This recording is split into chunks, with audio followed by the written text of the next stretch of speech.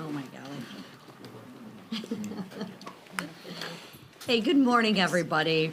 Hope you all are staying warm and glad to see everybody. The sidewalks are starting to get de-iced, so that's a bonus, right? But let me comment on today's appropriation vote. No president has been stronger or more consistent on securing the border and removing criminal, illegal aliens from our communities, period. Strongest president ever. I have complete trust in President Trump that he will continue to enforce the rule of law, including each and every one of our immigration laws. So here's what we're going to do this afternoon. One, we're going to pass the legislation to finish funding more than 95% of the federal government at Trump spending levels, not Biden spending levels. And two, on the sliver that remains, we will keep the wheels of progress turning and let the president do what he does best, and that's negotiate a final deal on his signature issue. And I'll tell you what, if anyone can get this deal done that is going to crack down on illegal criminal aliens to protect our community, that's going to be President Donald J. Trump. So with that covered by our president, House Republicans are remaining focused on Americans' pocketbooks. Tax filing season began last week, and thanks to House Republicans, it's going to be easier than ever for working families to file their taxes. And why, you ask? Because Republicans expanded the standard deduction. To put it in plain English, the first $31,500 a family earns is tax-free. So the first $31,500 of every family, tax-free. And that does something else that's very important. It saves you time. About 210 million hours of paperwork gone.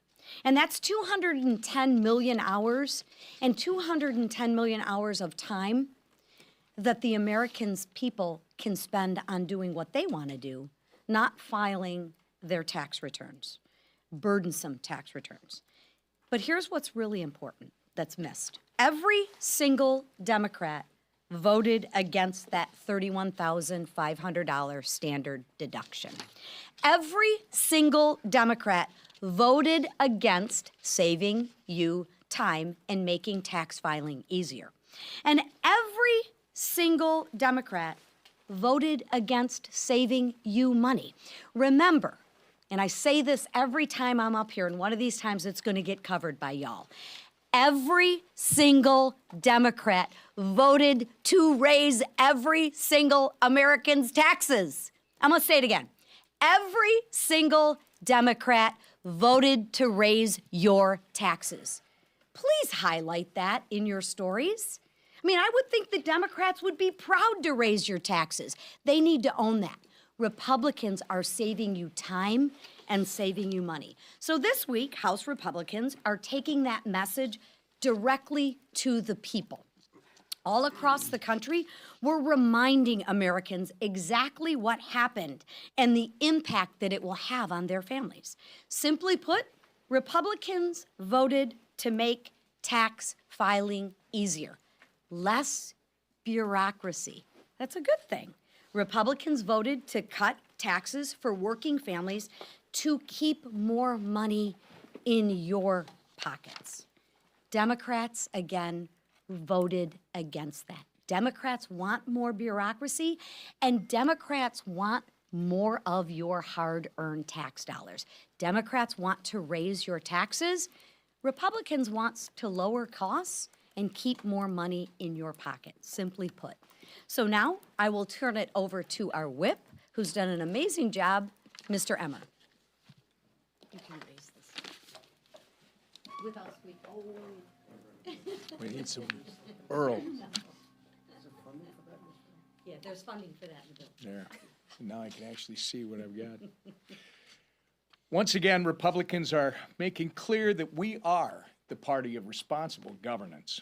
while Hakeem Jeffries foolishly urges his members to hold the American people hostage for the second time in less than 6 months, House Republicans are preparing to vote, as we've already done, to fund the government with individual appropriations bills.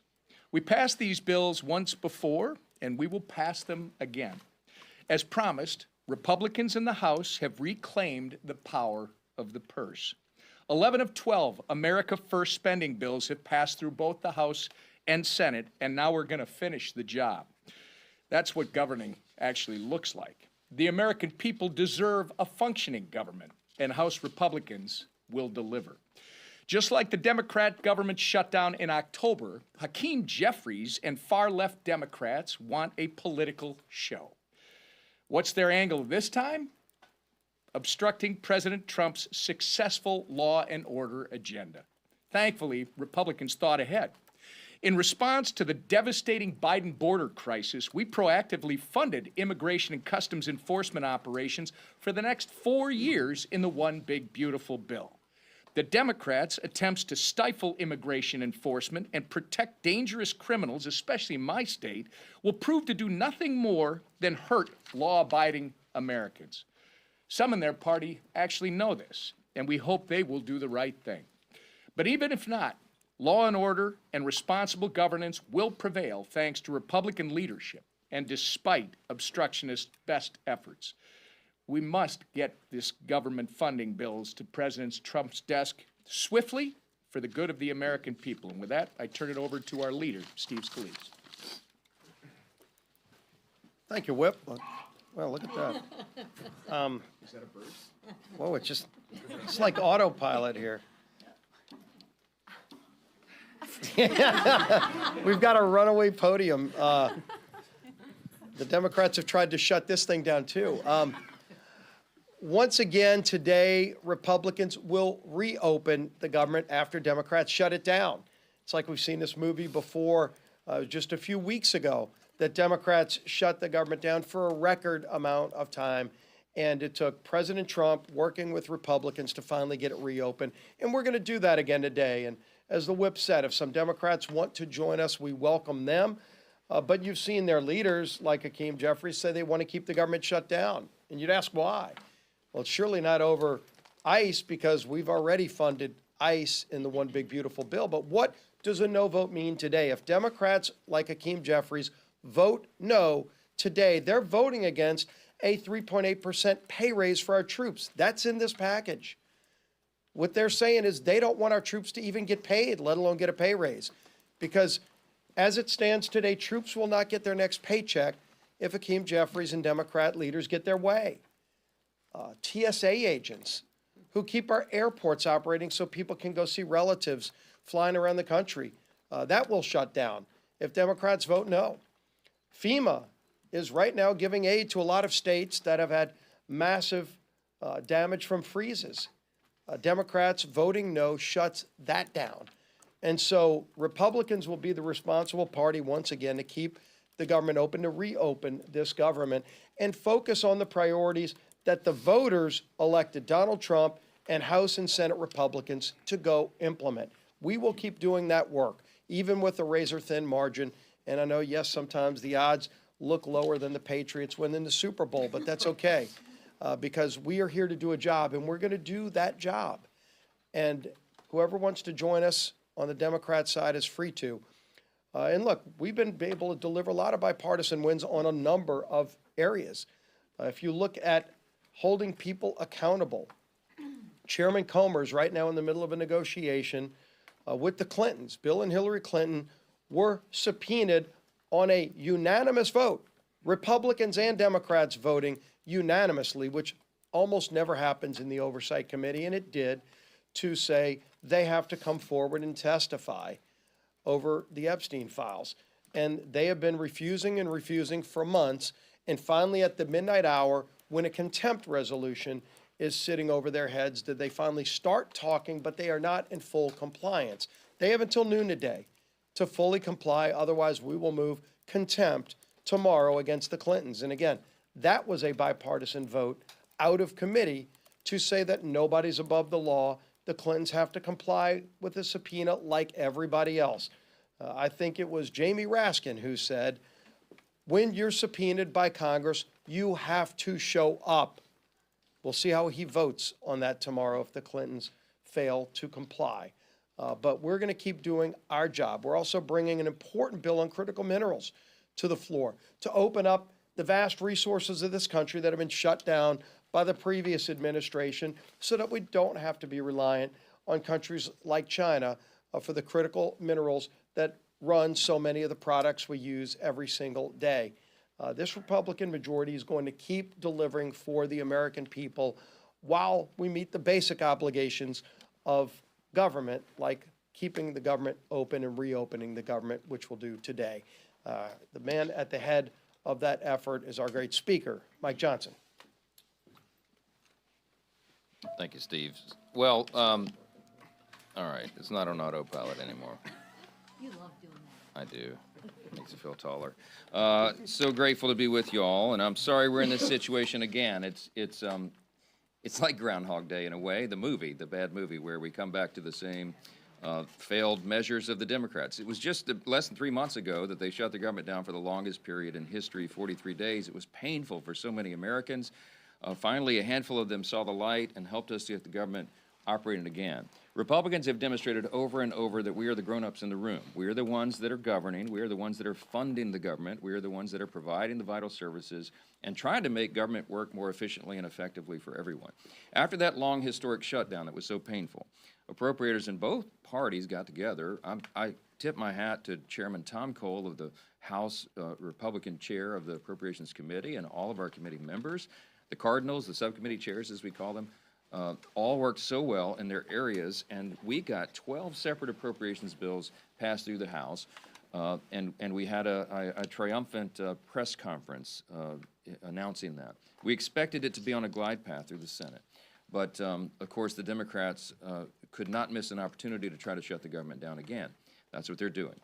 Chuck Schumer and the Senate Democrats play games with government funding. Now, listen, the president obviously has reached out to state and local officials in the state of Minnesota. The events there have been tragic and unnecessary. He's made clear his desire to de-escalate the situation and to support an honest investigation of what's occurred there. We now have Tom Homan in charge of operations there, and he's an extraordinary leader. He has 40 years experience. He's highly decorated, has worked in Democrat and Republican administrations, and knows what he's doing. And there's more order being brought to the chaos. Now, I want to hasten to say that the chaos is because, in large measure, the local and state officials in Minnesota have not been participating with federal law enforcement operations, and they've created a dangerous situation there, and that is really a big part of the problem here. The White House and the Senate continued in good faith. They've agreed to separate the Homeland Security funding bill, and that's fine. So we have 2 weeks now to negotiate in good faith on both sides. The White House and Senate Democrats are going to engage in that, but the House Republicans are as well. We have to make sure we maintain the important parameters here. We can't go down the road of amnesty. You can't, in any way, lighten the enforcement requirement of federal immigration law. That's what the American people demand and deserve. We want dangerous illegal criminals to be sent out of the country, and they've been very successful at that. But these negotiations are going to go forward.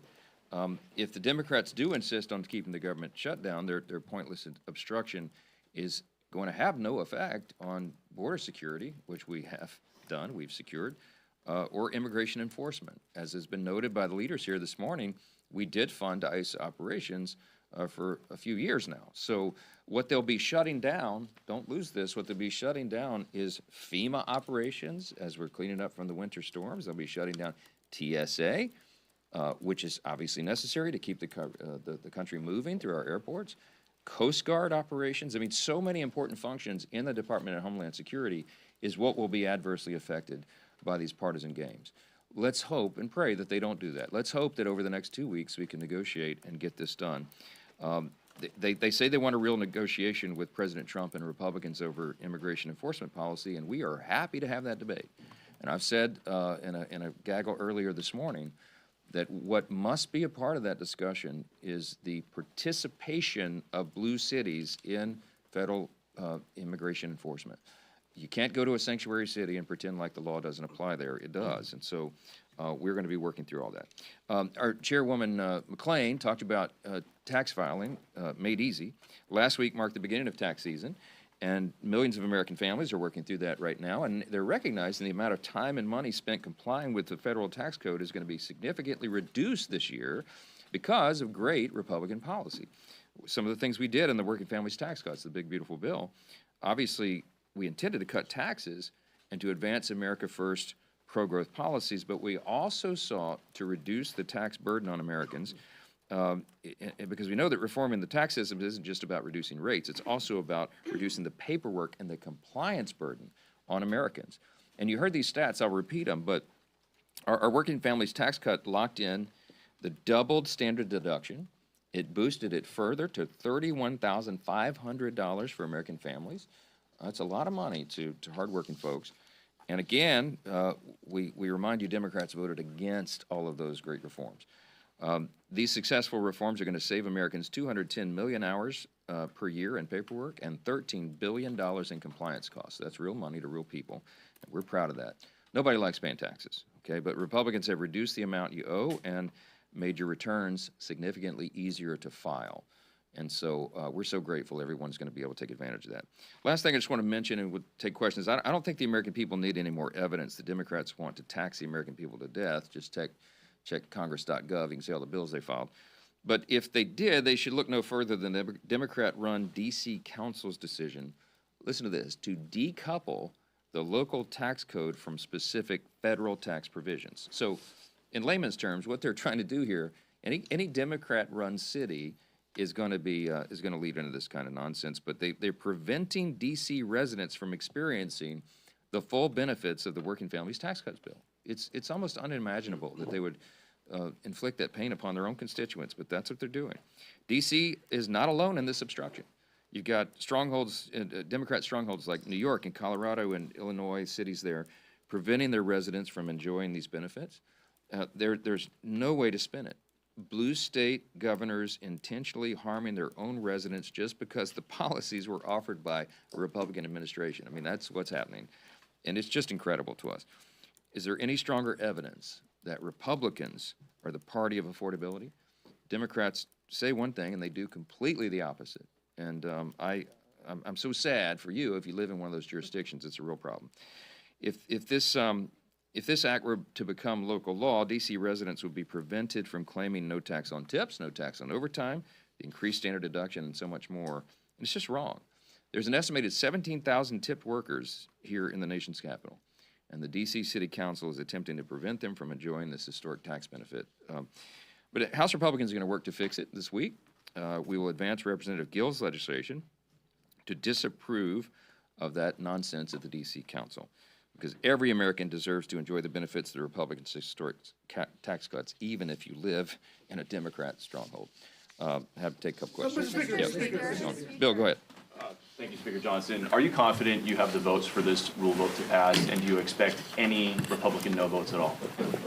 I don't, and this may be hard for some of y'all to believe, but I never doubted this. This was not this is not my preferred route. I wanted to keep all 6 bills together. We worked so hard to pass them through the House, and I thought that should have been a package that sailed through the Senate, got to the President's desk, so we can fund government responsibly. We're spending less money year over year, and we're returning regular order around here, and that's a commitment I made when I became Speaker, and we're finally getting it done. But listen, the President agreed with Schumer that they would separate Homeland, and we'll do that, and we'll handle it. We're going to pass the rule today. It was never in doubt to me. The Republicans are going to do the responsible thing.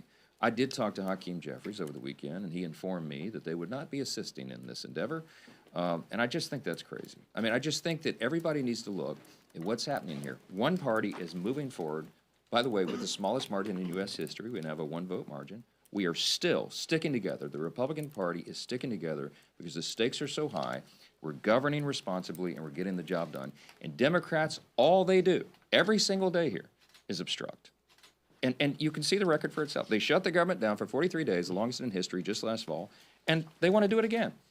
And it's just crazy. And I think the American people are going to think about this hard.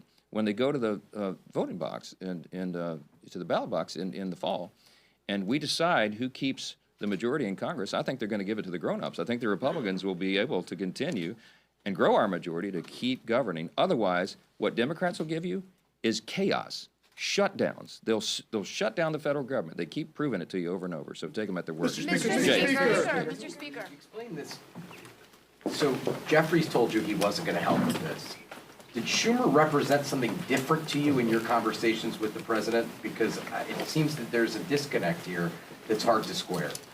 It is hard to square, and it's not my place to get involved in their family squabble. But I mean, I think Hakeem has made very clear I think he was upset, offended that Chuck Schumer presumed to speak for House Democrats. So you'll have to figure that out. The Democrats are in a family squabble over there, and it's not of our doing. Hold on, wait a minute. Schumer and Jeffries are from the same state. They're in the same delegation, and they seem to be having a little power struggle between the two of them. So look, I'm not trying to fuel that. You asked me the question. I don't know what's going on, but I can tell you the Republicans are united, and I'm proud of that. And this is the party that is getting the job done. So, Mr. Speaker. second row, yes, ma'am. You're a constitutional lawyer. Can you detail the Fourth Amendment protections and rights someone has if an ICE agent approaches their home with an administrative warrant? How much time do you have? Yeah, right. Let me say this. Okay, so when ICE goes to execute a warrant, it's an administrative warrant, and it's issued by an immigration judge, and that is a sufficient legal authority to go and apprehend someone. They have violated the law. They crossed over our border illegally, and they're here and without any right to be here. Okay, that's what's happening now. The controversy has erupted where if someone is, they're going to be apprehended and they run behind a closed door and lock the door. I mean, what is ICE supposed to do? What is Immigration Customs Enforcement supposed to do at that point? Oh, gee whiz, they locked the door. I mean, I guess we'll just go on to our. I mean, so there's some logic and reason that is to be applied here. Some have complained that the force has been excessive or what have you. I don't know. We're going to figure that out. It's part of the discussion over the next couple of weeks. I tell you what the Democrats want to do and what we cannot do, and that is they want to add an entirely new layer of warrant requirement. Okay, they want to have a judicial warrant on top of the immigration judge warrant, and we can't do that. Just think of it logically. Okay, you've got maybe 20 million illegals who came across the border just in the last 4 years when the Biden-Harris administration opened the border wide. Okay, imagine if we had to go through the process of getting a judicial warrant, an additional warrant to go and apprehend people who we know are here illegally. How much time would that take? We don't have enough judges. We don't have enough time. It would take decades probably to do that. The people who are advocating for that don't want any immigration enforcement. They do not want anybody to be sent out of the country who's here illegally, and that is blatantly what their cause is. So we've got to apply reason. We do have to apply the Constitution. We have to respect it. And those parameters need to be determined. But I can tell you that we are never going to go along with adding an entirely new layer of judicial warrants because it is unimplementable. It cannot be done, and it should not be done, and it's not necessary. Mr. Speaker. Hey. Thank you, Mr. Speaker. Good morning. In 2023, I remember this, you chaired a hearing after the FBI had that raid on Mark Hope, the pro-life father. And that was something that I think to this day Republicans say was a problem in the use of force by this government. Yeah. And my question now is obviously we understand ICE's legitimate purpose, but we've seen guns drawn on Americans who have not necessarily protesters. We've seen people pulled out of their houses, to your point about the warrants.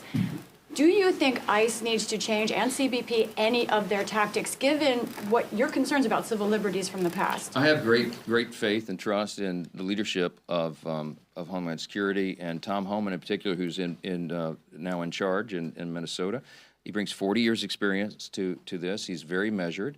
We all believe that immigration policy ought to be balanced and strategic and smart, and it obviously needs to comply with the law. And I'm going to leave it to the experts to determine what that is. I think in the negotiation, I think we've got to remove the politics. We've got to look at what the Constitution says, what federal immigration law says, and if anybody wants to adjust immigration law, then that's that's why we're here in the legislative branch. But we need it. We need that approach. We need the temperature turned down. That's the president's words. And you need a steady hand at the wheel. I think Tom Homan is a great guy to do that.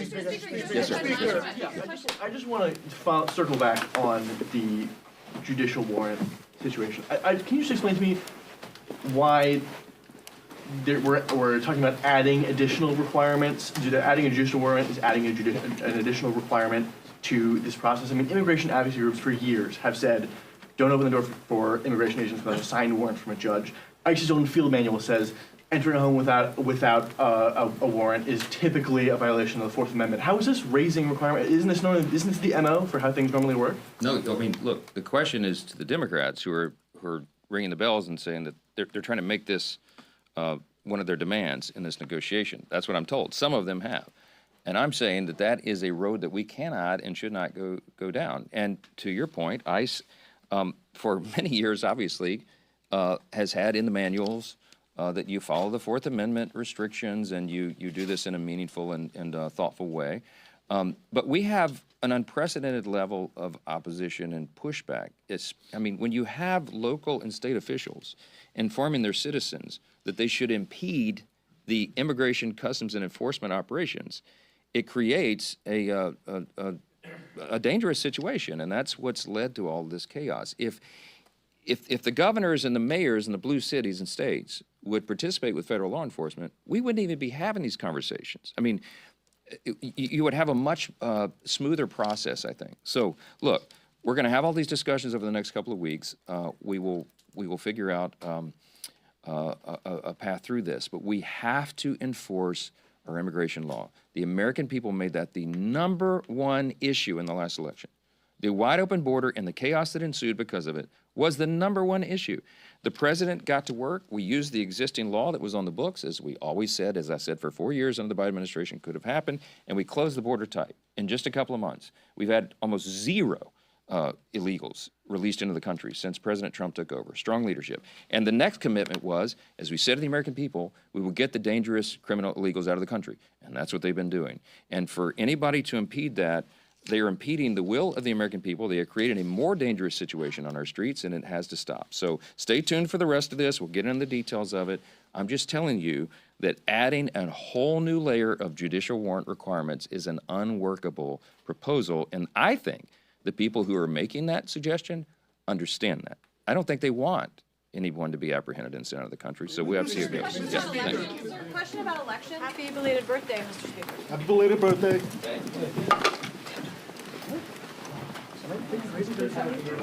Controversial take on Groundhog Day. Also, that movie was good. That movie was good. That's what I'm saying. Why are you knocking Groundhog Day? Don't you need voters? Why are you like pushing back on the Groundhog Day voters? John Cusack, dude, you need those guys. I agree. I agree. The Bill Murray voter. Controversial.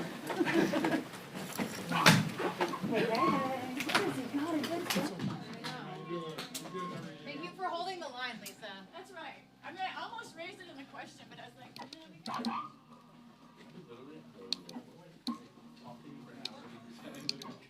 Do you have instructions for that thing up there? One of the buttons is sticking. That's, Oh, is that what it is? yeah. I thought maybe there was like a legit auto button. No.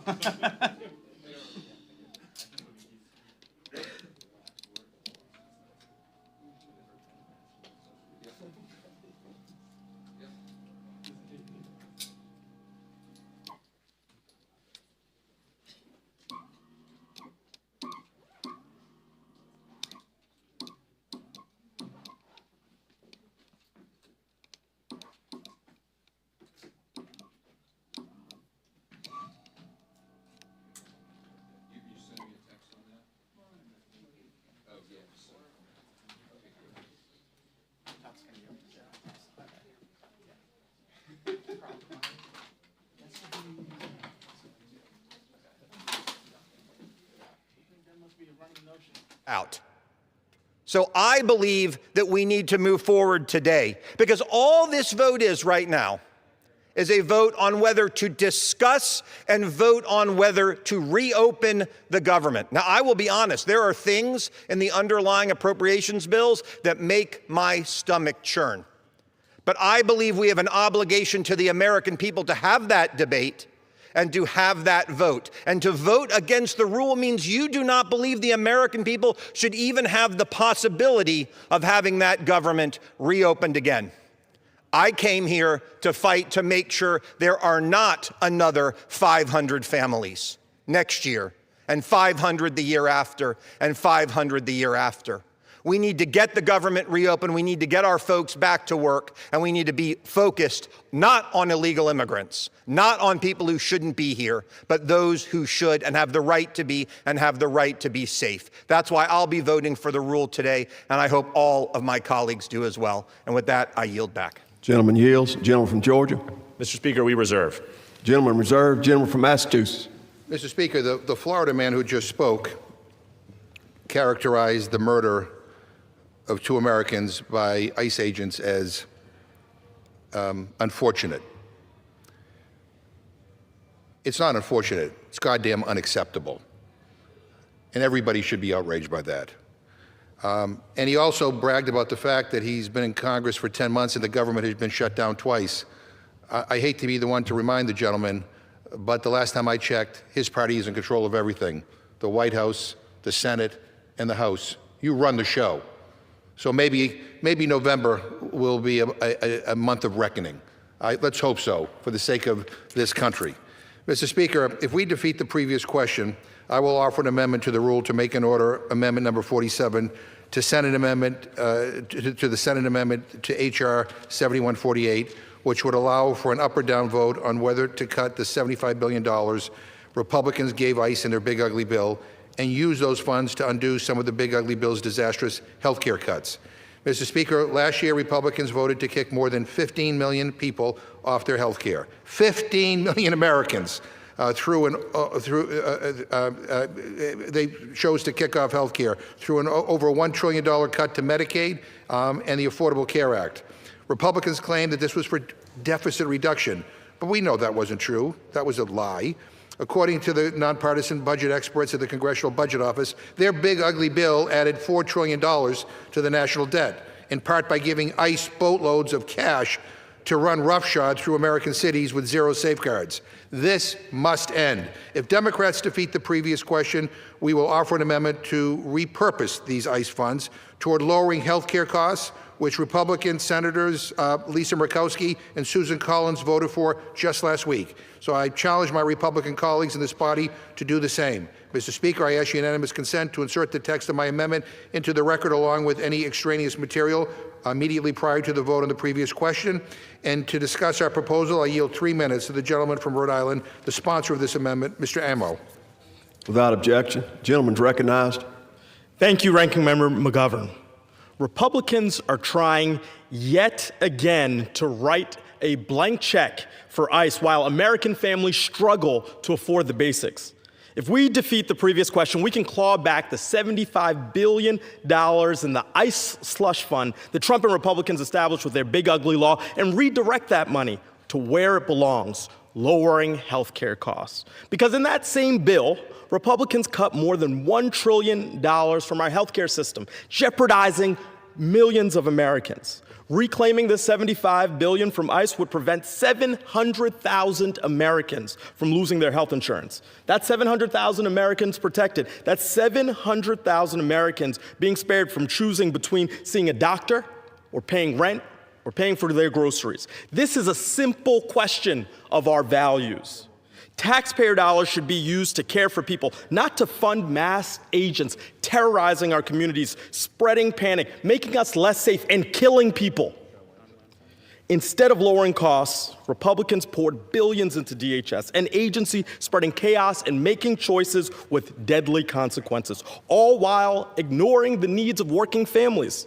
That tells you what their priorities are. But everyone in this chamber has a chance to decide today. Do you want to lower costs and protect 700,000 Americans receiving Medicaid, or fund Trump's domestic masked army of terror? It's that simple. And here's the kicker. This effort was bipartisan in the Senate when Senator Sanders introduced it. Democrats and Republicans agreed that we should cut the ICE slush fund to protect Medicaid. It should be bipartisan here, too. I hope Republicans make the right choice, but my expectations are pretty low. I hope the American people are listening. They're most certainly watching on their screens every night. This vote is about using taxpayer dollars to lower costs for Americans over fueling the fear that persists in our cities. It's about caring for our neighbors when they're sick over sending masked agents to terrorize our communities. It really is that simple. Choose care over cruelty. I urge a no vote and yield back. Gentleman yields. Gentleman from Georgia is recognized. Well, Mr. Speaker, I hope in the spirit of respectful discourse, the gentleman from Massachusetts maintains standards of decorum on the floor and no longer takes the Lord's name in vain. But since he did invoke the gentleman from Florida with respect to procedure and as it relates to our ability to actually run the show, to use his words, I yield 2 minutes to the gentleman from Florida, Representative Fine. Gentleman from Florida. Thank you, Representative Jack. I would just point out we don't run the show. I wish we did. And perhaps the gentleman from Massachusetts wants to work with me to encourage the Senate to get rid of the filibuster. Because we have to tell the truth in this process. And if we could pass this budget with 51 votes and we didn't, then that point would be valid and that criticism would be just. But we don't have 60 votes in the Senate. We are reliant on Democrats to join us in order to get it over the finish line. Now, a deal was cut, apparently, where we made a deal that we said we'll pass all of these bills as one package, and Republicans voted for things they didn't like because allegedly Democrats in the Senate would go along at the end. But as sometimes happens, people don't keep their word. And so that package that was negotiated, that was agreed upon, that was a compromise between all parties, failed to pass. But what we must agree upon, what we must stay, and what is absolutely true, is that we don't control the show in the Senate. Last thing I would say is this. It was brought up that how I spoke about those tragedies in Minnesota. And I did. But we need to be careful. Because when we talk about people being murdered in Minnesota because they were lawfully carrying a gun using their Second Amendment rights, we are belying decades of concealed carry classes that tell people who are carrying guns how they should behave around law enforcement. Now, I know Democrats generally hate guns, and probably none of them carry concealed. But as someone who does and who has many friends who do, you're told not to confront physically law enforcement when you're carrying that gun, which is exactly what happened here. Now, do I wish he hadn't died? I absolutely do. But we have to be careful because we don't want more of that to happen. And when we say he did nothing wrong, we're setting the stage for more of that to happen. These words matter. We have to tell the truth, whether it's the deaths of Preddy and Good or whether Republicans actually control the show in the Senate. And with that, I yield back. Gentleman yields. Gentleman from Georgia. We reserve. Gentleman reserved. Gentleman from Massachusetts. Boy, Mr. Speaker, I'm confused. I mean, the gentleman wants to say that the Republicans are not in control, even though they control the White House, the House, and the Senate. But yet the Republicans were in control to throw 15 million people off of health care. The Republicans were in control to add $4 trillion to the debt. The Republicans are in control to cut Medicaid by $1 trillion. The Republicans are in control to give ICE, unlimited amounts of money with no guardrails. So, I mean, and now they're telling us they're not in control? I mean, I'm confused. Let me just say this, you can't have it both ways. And again, I hope that the Republican control of this House and of this Senate is short-lived, because quite frankly, this country cannot stand another 2 years of this. Where if you're rich and you're well-connected and you're a friend of the president, you get all kinds of sweetheart deals. But if you're not, if you're a hardworking middle-class family, you get screwed. People have had it. People have had it. They see through this. But to say that you're not in control when you've been cutting programs that have helped poor children, that have helped middle-class families, when you've given tax breaks to multi-millionaires and billionaires, give me a break. Mr. Speaker, I yield 2 minutes to the gentleman from Mississippi, the distinguished ranking member of the Committee on Homeland Security, Mr. Thompson. Gentleman from Mississippi is recognized. Mr. Thompson. Thank you very much, Mr. Speaker. I appreciate the time from the gentleman from Massachusetts. Mr. Speaker, Congress must not give ICE or CBP another dollar while they are killing Americans in our streets. We must protect our communities by demanding real change first. This is what our constituents elected us to do. As a starting point, the federal occupation of Minneapolis must end immediately. ICE must adhere to the Constitution and use only judicial warrants for its enforcement operation. Instead, just last week, ICE directed its officers to conduct more arrests without any warrants at all. DHS law enforcement officers must clearly be identifiable and prohibited from hiding behind masks. Racial profiling in immigration enforcement must stop. Sensitive locations like schools, daycare, hospitals, and churches must be protected. We must rein in the sweeping surveillance system DHS is using to crack down on Americans. CBP personnel must also go back to the border. The federal government must cooperate with state and local investigators in investigations, including the murders of Renee Good and Alex Prady. I've been an elected official, Mr. Speaker, like you have, in the state of Mississippi. Never have I seen an opportunity where federal, state, and local law enforcement didn't cooperate together on finding criminals. ICE has taken this to another level, and we're a better country than this. And Mr. Speaker, Kristi Noem must go. She has endangered the security of the United States, its people, and our institution of government. Again, vote no on the rule and the underlying bill so we can hold the Trump administration accountable. And I yield back. Gentleman yields. Gentleman yields. Gentleman from Georgia. Well, Mr. Speaker, it's important to remember that we stand in the midst of the second government shutdown. And I just have a question for the gentlemen from Massachusetts and Mississippi. Because we are in a shutdown today, and this vote is a vote that will help us end this shutdown later this afternoon, I'm curious, for how long are you prepared to block our military members from receiving not just their salary, but also the hard-earned pay raise? For how long are you willing to withhold the dues that are owed to the people that protect us? And I reserve. Gentleman reserves. Gentleman from Massachusetts. I thought the gentleman was asking me a question, but we would have a conversation. I will tell you, we don't want to shut down. We want you to reel in an out-of-control ICE agency that are killing American citizens right before our very eyes. That's what we want. And I don't understand for the life of me why that's such a heavy lift for my Republican friends. But that's what we're asking for. We don't want to shut the government down. We don't, that's not who we are. By the way, again, Republicans are responsible for the last shutdown. You went on vacation rather than stay in Washington to try to negotiate a deal. But here we are. All we're asking for is let's reel in this out-of-control agencies, and and my friends find that too difficult to comprehend. I now yield 2 minutes to the gentlewoman from Florida, Ms. Frankel. Gentlewoman is recognized. Thank you, Mr. Speaker.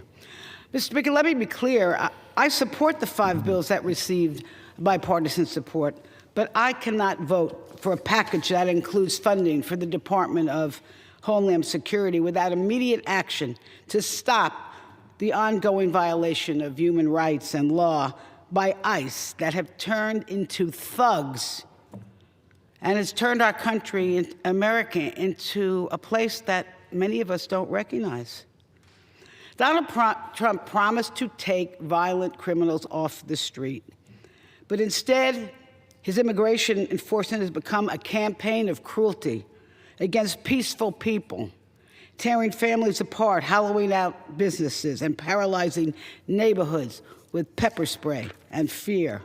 And the crisis is national in scope, not just the headlines of the cold-blooded murders in Minnesota.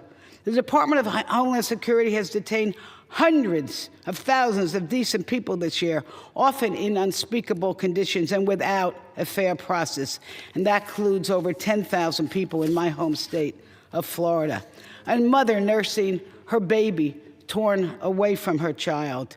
Largely good, decent mothers and fathers, workers who contribute to our communities. And yeah, we do need to take the time for bipartisan immigration reform. But today, we must rein in ICE. And that includes ending mass enforcement, roving patrols, requiring judicial warrants, mandating body cameras, ending total immunity, and repurposing the billions of dollars that are being used to menace our communities. Security does not require brutality. Enforcement does not require lawlessness. And our immigration policy should reflect our values, not force us to abandon them. We can secure our borders without terrorizing our neighbors, and I will not support funding that enables cruelty. Congress must act now. Impeach Kristi Noem and rein in ICE. I yield back. Gentlelady yields. Gentleman reserves.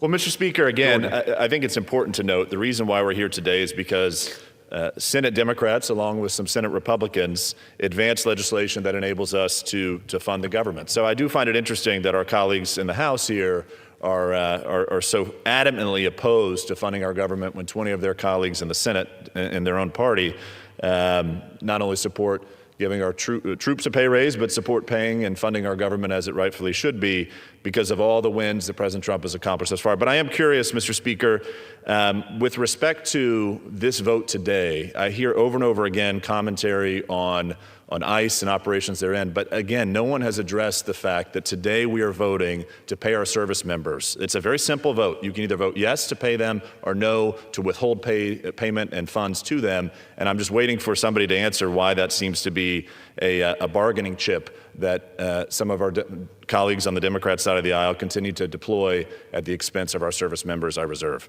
Gentleman reserves. Gentleman from Massachusetts. Yeah, I would just say to the gentleman, unfortunately, under the Republican rule, we don't have regular order anymore. We should be debating appropriation bills one at a time. They bunch everything together. And by the way, not only do they bunch things together, they don't even call for amendments anymore. This is the most closed Congress in history. This is the Rules Committee, and this House of Representatives has become a place where democracy goes to die. My friend should be ashamed of what they are doing to this institution. I now yield 2 minutes to the gentlewoman from Texas, Ms. Fletcher. Gentlewoman is recognized from Texas. Mr. Speaker, in the nearly 2 weeks since the House last met, people across America witnessed the execution of another American citizen, Alex Preddy, by agents of the United States government, Border Patrol agents operating far from the border in Minneapolis. People across the country watched in horror as federal agents executed him and then immediately tried to assassinate his character, lying about who he is and what he was doing. The American people see through these lies, just as they see that this administration is taking actions every single day against its own people that are unconstitutional, un-American, and unconscionable. Everywhere, people are talking about it. In our House Democratic caucus, we're talking about what we can do about it. The only place that we're not talking about it is here, in this chamber, on the floor of the United States House of Representatives. As Mr. McGovern just noted, once again, the Republicans that control what comes to the floor blocked any amendments to the bill, stopping not just the policy proposed, but the policy debate about the potential solutions and the problems that they address altogether. And now they say we'll address them in 2 weeks. Mr. Speaker, we don't need 2 weeks. We don't have 2 weeks. When Americans are being killed, detained, harassed, and silenced by their government, there should be no higher priority for the U.S. House of Representatives than for the entire Congress than protecting the people that we represent and protecting the Constitution that gives us all of our rights. It is being violated daily by this administration and by officials who have sworn an oath to protect it, just as we have as members of Congress. But we are not doing that here today, and that's why I'm voting no on this rule. and urge my colleagues to do the same. Thank you, Mr. Speaker. I yield back. Gentlelady yields. Gentleman from Georgia. Well, Mr. Speaker, our Democrat colleagues have tried to distract from the historic achievements reached in 2025 by mischaracterizing the work of the House Committee on Rules with weaponized statistics taken out of context. I would like to remind my colleagues that barely over a third, or 37%, of rules this Congress have been closed at the discretion of the Committee on Rules, meaning for the vast majority of closed rules, there were not any amendments that could even be made in order. My friends all across the aisle, particularly my friend from Massachusetts, all too well knows the often Herculean tasks required of the Rules Committee and the difficult discussions when deliberating amendment decisions. The Rules majority believes in meaningful lawmaking, not partisan messaging exercises. We do not need to come up with partisan messaging amendments at the last minute in order to scare, or rather score, political points or manufacture floor fights, but instead focus on advancing thoughtful, substantive legislation like the measures before us today through a fair and transparent process. And I also want to note, as I understand it, under my Democrat colleagues' stewardship of the Committee on Rules, he mentions abolishing tradition or what have you. Well, I think it's helpful to note, Mr. Speaker, that under his leadership of the Committee on Rules, they abolished the centuries-old tradition of the motion to recommit with instructions. I think we would all benefit from an explanation of abolishing that centuries-old tradition and a right of the minority. I reserve, Mr. Speaker. Gentleman reserves. Gentleman from of their abuses. We learned recently that ICE shackled a woman for 24 hours in a bathroom with 3 other men. The faucet didn't work, and when the men would go to a toilet, the woman would hide her face. We know that ICE also detained a 5-year-old citizen, Liam, who then got sick because of the horrible conditions at the detention facility, and a federal judge ordered the release because ICE is just flat out violating the law. It turns out some of the folks that ICE is taking came in here legally through legal processes last year. And if the Trump administration doesn't like that, they've got to change the law. They can't just take people who came in here legally and then try to deport them. And that's why you have judges doing what they just did in this case and release 5-year-old Liam. I also want to echo what Chairman Aguilar said about Kristi Noem. Under her leadership, the Department of Homeland Security has killed a number of Americans. She needs to resign or she needs to be fired, and if not, impeachment proceedings need to proceed. And with that, I yield back. Questions? Max?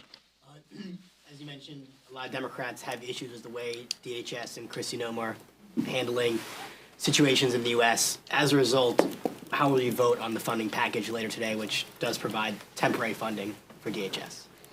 I think we'll have members on, some members will vote yes and some members will vote no. This has been a topic of discussion that we've had that you guys have reported on over the weekend. We had emergency caucus meetings where we were hearing from members. We understand the perspectives that our members bring to the table. Some of the appropriators feel like they need to support this deal. Other members feel deeply concerned that even 2 weeks of ICE continued funding is, in a sense, blessing what they have done and what they will continue to do, terrorizing our communities. But our caucus is united, and look, I know you folks are going to talk about this vote. We're opposing the rule because Speaker Johnson apparently told his crew that they could pass this on suspension over the weekend, as was reported. That's false. There was no discussion that would lead any rational person to believe that 100 Democrats could vote for this. If they have a problem passing these bills, they need to talk to Hakeem Jeffries. But the first step was in admitting that this can't pass on suspension, and so now they have to pass a rule. If they pass a rule, which we'll see in the next few hours, then we'll have a quick debate and we'll see where members land on this. This has been the unifying force of members, though, has been these themes. Right, has been Kristi Noem is the head of this agency that is seemingly lawless and doesn't care about the First, Second, Fourth, or 10th Amendment, and she's got to go. We want to protect our communities. We've said that from the very first press conference that the vice chair and I did last year after the president, pardoned violent criminals. And that continues to be a focal point, is what is best to protect our communities while respecting the rule of law. And what we know is that Kristi Noem doesn't believe in this. They're willing to let Stephen Miller make policy over there. And I think what members were also showed is 59% of Fox, this is a Fox poll, 59% said ICE was too aggressive. So Speaker Johnson is on the wrong side of this. He's already dismissing some of the reasonable reforms that we're offering. The proof continues to be the American people speaking in a poll, at Fox, or speaking at the ballot in Texas. The American people are fed up of this. They are fed up of lawless ICE. They are fed up of runaway budgets with no accountability, and they are fed up of the rhetoric that Republicans are trying to offer to justify this lawlessness. And it's going to be on us. It's going to be on House Democrats to push back. And we will push back now. We will push back in February, and we will push back all the way through November until we get an opportunity to change the temperature in this place.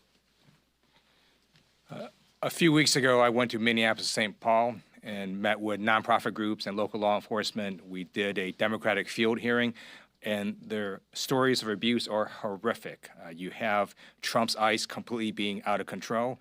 We also know that the public pressure is working. The Trump administration is starting to backtrack. They removed Border Patrol Commander-at-Large Greg Bovino from Minnesota. We also know that he has now engaged in anti-Semitic comments. He needs to resign. We also know that Kristi Noem yesterday issued a directive saying all field agents in Minneapolis must wear body cameras. That is a start, but every one of their agents across America needs to wear body cameras like real police officers do. And I encourage American people to continue this public pressure and to exercise their First Amendment rights. Michael? Just to drill down before I ask my question, you're going to wait to see if the Republicans can pass a rule before you decide how you're going to vote, or you know? Or I'm going to wait until we pass a rule before I tell people what I'm going to vote. Okay. But either way, it serves the same purpose. But look, we've over the last couple of days, the vice chair and I have tried to create an environment with the leadership team where we hear directly from members who are struggling, who are frustrated by what they see. And the week back home, where we talked to folks in our communities about the local lawlessness of ICE. Really put a finer point on that. We weren't, in D.C. comparing notes. We were back home talking to our communities, and we're the ones that have to look folks in the eye who have experienced some of these tragedies and horrific behavior. The vice chair in Minneapolis, St. Paul, and many other folks visiting ICE detention facilities or trying to visit ICE detention facilities or talking to community leaders and advocates. But time and time again, what we hear from our colleagues is we have to make changes. We have to reform DHS. They were given unlimited amounts of money by House Republicans, and we need to have meaningful reforms because they are unchecked. They have been proven time and time again unworthy of our trust and unworthy of the benefit of the doubt. All of us are here on the Democratic side. I know the vice chair and I feel this way. We want government to work. We know it can be an instrument of good. We know it can help people in their daily lives. And what these folks are doing sets all of us back because they are now going to be afraid. And I talked to our local law enforcement leaders about this in San Bernardino County last week. Local law enforcement is concerned that people aren't going to report crime or they aren't going to say that they are a witness of a crime, because they're afraid that everybody is working with ICE. And that hurts us. If people don't feel like they can answer a police officer's question on what they saw for fear of their status, that sets us all back. And by the way, every one of these law enforcement agencies, I met with locally, they have an identifier on them. They have their name on a polo. They have their name on their uniform. It says which agency employs them. And have a clear identifier as to who they are and where they work. Shame on us if we can't create an environment that mirrors exactly what our local governments have been doing and have been doing well and have been doing with the trust and support of our community members. Mr. Chairman, really quickly, you all got a 3-year extension through a discharge petition during the last shutdown, after the last shutdown, and it's languishing in the Senate right now. It's not looking like it's going to get a vote. You and Republicans are far apart on these reform demands that you all are looking to get. In a world where any of these reforms happen, and we can talk about all the different ways that they could, are you concerned that the same thing that's happening with the ACA subsidies, where the bill is languishing in the Senate right now, is the same thing that will be happening on ICE and DHS reforms? No, I'm more hopeful. I'm more optimistic that House Democrats and Senate Democrats are united in reforming ICE, and I know that our Senate colleagues are supportive of the Affordable Care Act tax credits too. That faces difficulties with 60 votes and needing so many Republicans to join on board too. But I will tell you that the conversations I've had with a small amount of senators, it leads me to think that they are united with us. They want to stand, with us to reform this terrible agency, and they're willing to, stand up and speak up and use their voice and their platform and their vote in order to make that happen, because they see what we've all seen. They see that this administration is trying to tell us, don't believe your eyes, trust us, and we know that they're not worthy of that. So, I feel confident in the strength of the House Democratic Caucus and our unified purpose and message. No matter what the vote outcome is, we're going to walk out and we're going to be focused on how we get rid of Kristi Noem and how we ensure that DHS is a reasonable organization, and that's going to take significant reforms to get there. Senate Majority Leader John Thune said this morning that it's an impossibility that there would be a deal within the next 10 days. If that's the case, do House Democrats plan to uniformly vote against another CR for DHS? One step at a time. We got the rule vote in front of us this morning, and in the afternoon we have our vote. I'm not going to presuppose what's going to happen in 10 days today, but I will tell you that it's been shocking to see that House and Senate Republicans don't even want reasonable reforms to this lawless agency. They're seeing the same numbers and the same polls we are. The American public is standing with us and asking us to do something, and John Thune and Speaker Johnson are willing to just do nothing. They're willing to just let the status quo continue. House and Senate Democrats have said time and time again that's not going to happen. Andrew, and then grassroots groups, progressive members have said that letting DHS funding continue to lapse is in itself the leverage that is needed to do things like get Kristi Noem out of office, to get significant reforms at ICE, including beyond body cameras and things that folks say are not significant enough in the aftermath of these Minneapolis shootings. What will you say to the base when inevitably there are enough members who have said they're going to vote to pass the government funding bill on final passage? What will you say to the base when they say you guys have just given up your leverage? What I'll say to all of you and what I'll say to the members, first, we got to see what happens with this rule vote. You're making an assumption that this package passes in the afternoon, and I think that's fair. That's fine. I'll play along. But what you'll hear from members and what you'll hear us say to folks, inside, outside, whatever organizations you call it, is, we have more opportunities. We have more opportunities for leverage, not 6 months away, not in the next appropriation cycle, not, September 30th. We have some opportunities to make our voices heard in the next 10 days. And if we can build a coalition that includes our Senate colleagues and includes the American public who are seemingly already with us, that's a good first step. So that's what's in front of us.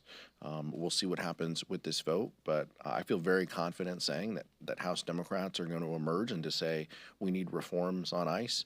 We have a list that we want done, and we aren't settling for half measures. And if Leader Thune and Speaker Johnson don't want to come to the table and negotiate real reform, then they're going to have to explain to the American public why they're shutting down, agencies. And maybe that's something they're comfortable, doing, but that's not going to be on us. It's going to be on them approving the lawlessness of ICE without making simple reforms that respect the First, Second, Fourth, 10th Amendment, and tries to offer some level of accountability and oversight over these agencies. It appears this deal we're voting on today stems from Leader Schumer talking directly to the White House. Do you feel that House Democrats are being included enough in those conversations, especially if we get down to the road of negotiating possible changes to ICE later on? I don't think we were party to that conversation, last week. That's fine. Look, we play the cards we're dealt. We're voting on the measures that are on the floor. I'm not interested in playing parlor games over, who talked to who or hurt feelings about, missing a phone call. I don't care about that. My colleagues don't care about that. This is the vote in front of us. This is what we have. We have a rule vote coming up shortly, and then we have the full bill that includes the full year funding measures for the 5 agencies and the 2-week CR for DHS. That's in front of us. We've been asking for simple reforms to this lawless agency. We're going to continue to work with the American public and build a coalition that gets that accomplished, because nothing's going to change until we actually enact meaningful reforms to this agency. I wanted to ask in regards to the Clinton's agreeing to testify ahead of the contempt vote. Republicans gave them a noon deadline. I'm curious, there seems like obviously several Democrats broke with the party to recommend it out of committee. I guess, do you guys think, do House Democrats owe it to a former president and a former presidential nominee of their party to protect them from bipartisan subpoenas? Like, this is about, and I don't want to get ahead of the committee. Robert Garcia and the committee members can talk about their votes and explain their votes, but criminal contempt of Congress is a very serious thing that should be reserved for, we should only vote on something that serious when someone completely thumbs their nose at Congress and doesn't want to, come in and meet. The Clintons have proposed a schedule to meet. They've accepted every condition that the chairman has offered. So clearly there is no basis behind a contempt vote, and a yes contempt vote right now. There's no basis for that. We won't support that. It's completely ridiculous, and it just shows the partisan nature of Chairman Comer. Right? This is, I told you before when this came up a couple weeks ago, right? Like, this is all political theatrics. This is about him wanting to score political points because he probably was at a rally at some point and yelled, lock her up. That's all this is about, is him trying to fulfill that, conservative, wet dream to make that happen. And so that's just that's where we are, and that's the politics of this moment. But there's no basis for a contempt vote, and I hope one doesn't come to the floor. So why are Republicans so interested in Bill and Hillary Clinton? It's because they're trying to distract from the fact that Donald Trump is in the Epstein files thousands and thousands of times. In those files, there's highly disturbing allegations of Donald Trump raping children, of Donald Trump threatening to kill children. So I encourage your press to go look at these allegations. And I'm highly disturbed that Deputy Attorney General Todd Blanche just got the law wrong. Yesterday, he said, essentially, that it is not a crime to party with Jeffrey Epstein. Well, that's actually not correct. If Jeffrey Epstein was human trafficking minors for these sex parties, and you show up and patronize the establishment at that party, yes, you're guilty, because patronizing is part of the law, the federal sex trafficking law. So Deputy General Todd Blanche just got that wrong, which maybe explains why they aren't investigating all these folks, including Donald Trump. He needs to read the law and investigate these people. He also needs to resign, not only for not knowing the law, but a massive, not only screw up, but the biggest privacy violation in history. They release a lot of pictures of minors unredacted, just violated the privacy of these girls. It is uncalled for what they did. The one thing that they could not do under this law was to invade the privacy of these women now who were girls at the time who were victims of sex trafficking. Also, he met with Ghislaine Maxwell, moved her to a minimum security prison, and then got a puppy for her. So for all those reasons, he's just got to leave the Department of Justice. Thank you.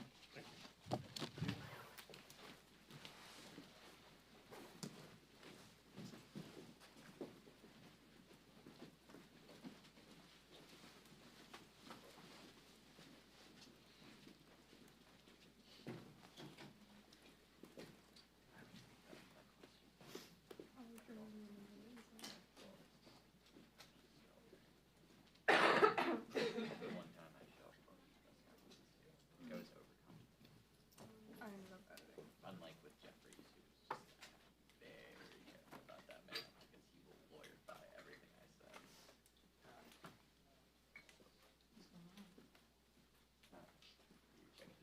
No, I was trying to see if I forgot anything, because I am notorious for leaving specifically my water bottles in here, and then I feel really bad for the people there.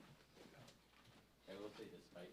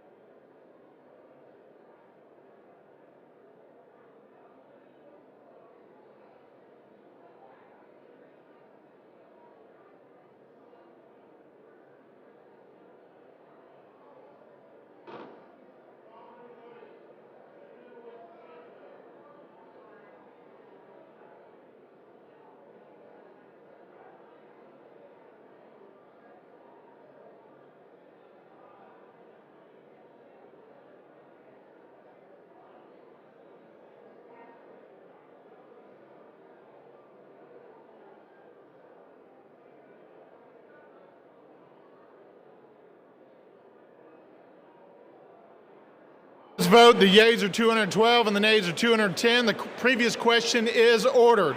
The question is on adoption of the resolution. Those in favor say aye. Those opposed, no. In the opinion of the chair, the ayes have it. Mr. Speaker. For what purpose does the gentleman from Massachusetts seek recognition? Ask for a recorded vote. A recorded vote has been requested. Those favoring a recorded vote will rise, a sufficient number having risen. A recorded vote is ordered. Members will record their votes by electronic device. This is a 5-minute vote.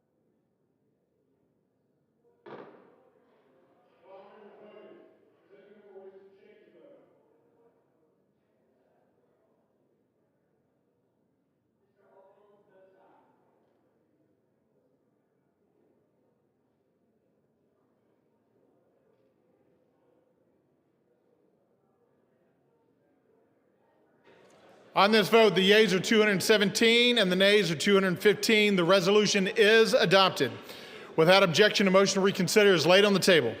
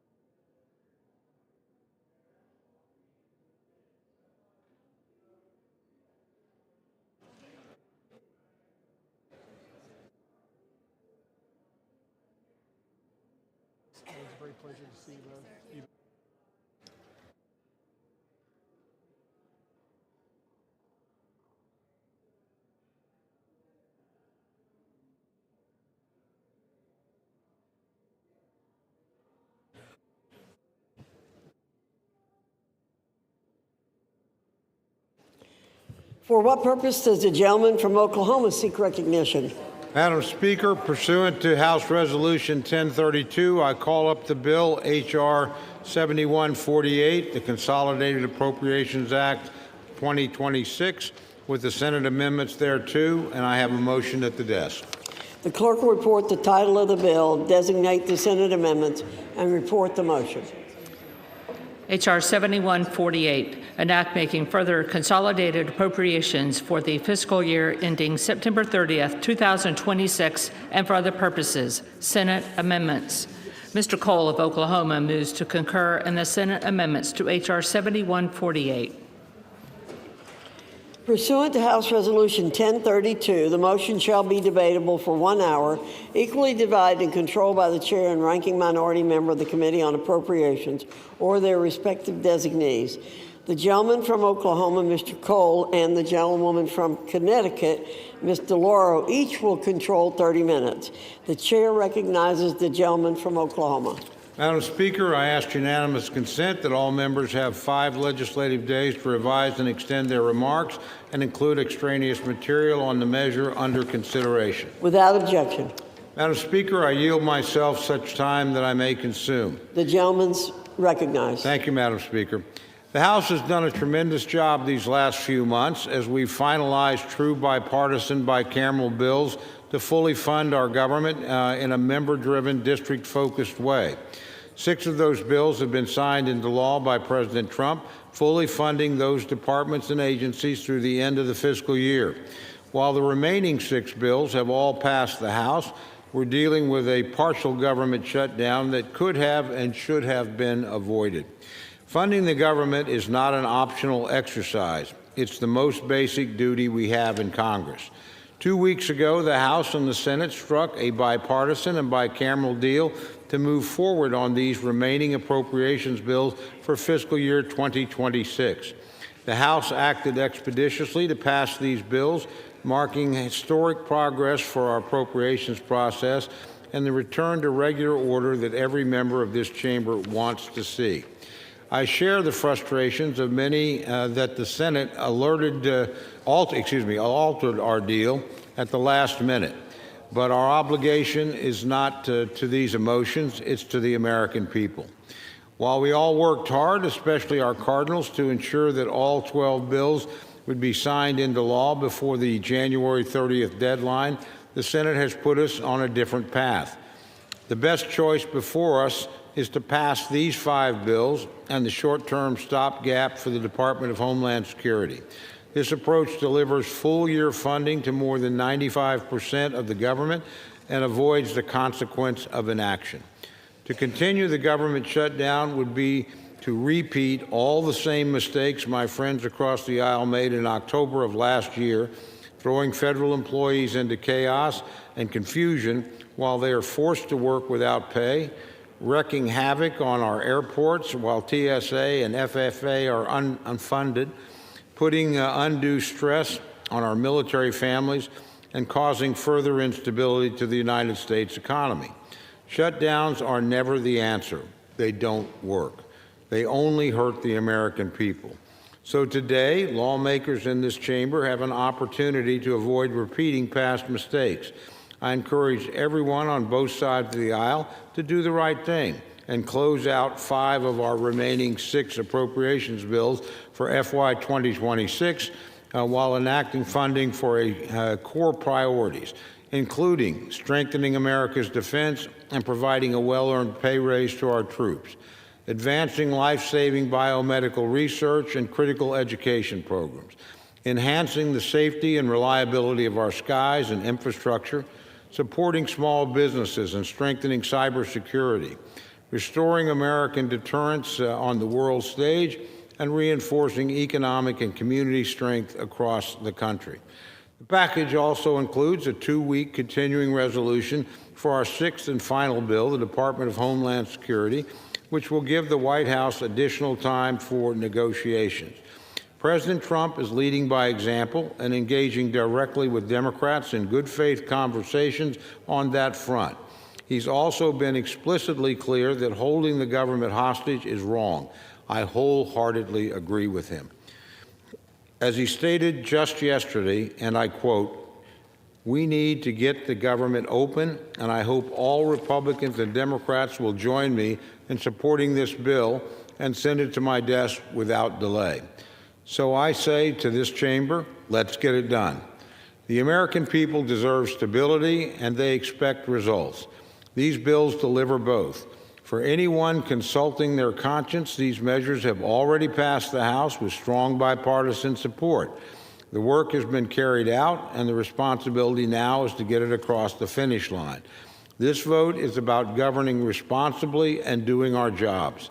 I look forward to us nearing the completion of our FY 26 duties, and I urge all members to support this bipartisan package.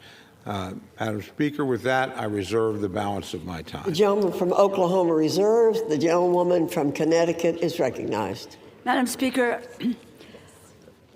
I yield myself as much time as I may consume. The gentlewoman is recognized. There are 2 paths before us today. One, if this bill passes, another, if it fails. If we take the first path, if the bill passes, here is what will happen. The Departments of Defense, Labor, Health and Human Services and Education, State, Treasury, Transportation, and Housing and Urban Development will be fully funded through the end of September. The Democratic wins we secured in this bill will be locked in. We will reject $163 billion in cuts to public services proposed by President Trump. We will increase funding for the National Institutes of Health Biomedical Research by $415 million, and we will provide over $66 billion for rental assistance programs. We turned back in the labor HHS bill 47 programs that the administration had slotted for elimination. In the housing, transportation and housing urban development, 24 programs were slotted for elimination. We reversed that. We will increase funding for child care and Head Start by $170 million, secure an additional $5.5 billion for humanitarian assistance, and boost funding for federal public defenders by $315 million. We will establish meaningful constraints on the Trump administration's ability to abuse the budget process, take expansive power over federal funding, federal spending away from Russ Vote, and reclaim it for the Congress. If not, the president and Russ Vote will be in charge of the funds and we will have no say. At the same time, funding for the Department of Homeland Security will continue at its current level for 10 days. And my friends, it's important to note that it is about 6 legislative days. If we do not pass another bill by next Friday, the department will shut down. Having passed the other full-year funding bills today, every other department would remain open. If we are not satisfied with where we are in those 10 days, 6 legislative days, we can withhold our votes without jeopardizing all of the important Democratic priorities I just laid out and more. We will be in the strongest possible position to fight for and win the drastic changes we all know are needed to protect our communities. Judicial warrant requirements, no more detentions or deportations of United States citizens, an enforceable code of conduct, taking off the masks, putting the badges on, requiring the body cameras, real accountability for the egregious abuses we have seen. If we choose the second path, however, if this bill does not pass, none of that happens. Instead, we enter a prolonged government shutdown. Workers across the board, workers across broad swaths of the federal government would be furloughed, public services would be scaled back, paychecks would be missed. My Republican colleagues will only talk about those not getting paychecks, and you can hear it already. Instead of my Republican colleagues having to defend the Department of Homeland Security with what is happening across the country, lawless, reckless, out-of-control agencies marauding over our cities and towns and striking people where they work and where they live. Instead of increasing funding for the National Institutes of Health, new research grants would be frozen, interrupting efforts to treat and prevent deadly diseases. Instead of providing funding for rental assistance, payments would be delayed, and families would face the prospect of eviction. Instead of increasing funding for Head Start, Health and Human Services would be unable to issue new grants, jeopardizing access to early education for countless children across this country. Instead of reclaiming Congress's power of the purse, we would concede even more discretion to Russ Vote and the White House to abuse the budget process for their own partisan gain, which they would certainly exploit, as we have seen. And in 10 days, 6 legislative days, we would be in the same place with regard to Homeland Security that we would have been had the bill passed, except we will have lost all of the Democratic priorities I have laid out. I have no illusions about ICE and for CBP. We must rein in these rogue agencies. We need to protect our communities. We need to protect the people and the children in our communities. We must have accountability for the egregious abuses we have seen. And it's understandable the rage and the fear and the outrageousness of what these activities have been all over this country. The only way we can get these things is to fight for and win them and let the public know what we are fighting for. Passing these 5 full-year funding bills today puts us in the best position to win that fight over the next 10 days, the 6 legislative days, and beyond, if need be. I strongly encourage my colleagues to support this bill today and continue to fight to protect our communities in the coming weeks. Thank you, and I reserve the balance of my time. The gentlewoman from Connecticut reserves. The gentleman from Oklahoma is recognized. Thank you, Madam Chair. Madam Chair, I yield 3 minutes to the distinguished chairman of the Transportation, Housing, and Urban Development Subcommittee of the Appropriations Committee, my very good friend, the gentleman from Arkansas, Mr. Womack. For how much time is the gentleman? 3 minutes. The 3 gentleman minutes. from Arkansas is recognized for 3 minutes. Thank you, Madam Speaker. I rise in support of the consolidated appropriations package before the House today. Passage of this legislation means that Congress will have provided full-year funding to more than 90% of the federal government. And it marks an important departure from the unfortunate norm in which Congress too often fails to meet its Article I responsibility. There are many highlights worth noting in this package. In providing for the common defense, the legislation strategically increases funding to ensure that our military continues to be the most lethal in the world, while also ensuring that our allies have the tools they need to help us defend democracy. The package also makes investments in biomedical research and small business development. Together, these measures and more support a more prosperous America. Madam Speaker, I chair the Transportation, Housing, and Urban Development Subcommittee. My division of this legislation cuts back unfocused spending and reduces bureaucratic bloat. Before I get into specifics, let me just thank my subcommittee ranking member, Jim Clyburn, for his partnership. He's been a great friend, and he's been an invaluable asset and partner through this process, and I appreciate his dedication to crafting this division of the bill and advancing the entire package. The THUD division invests in what matters to the American people: economic growth, safe and efficient mobility, and housing affordability. We prioritize safety by allocating over $22 billion for the Federal Aviation Administration. These dollars will fully fund air traffic control operations and enable the hiring of 2,500 new controllers. It'll jumpstart the modernization of outdated facilities and equipment, strengthening the safety and reliability of our national airspace system.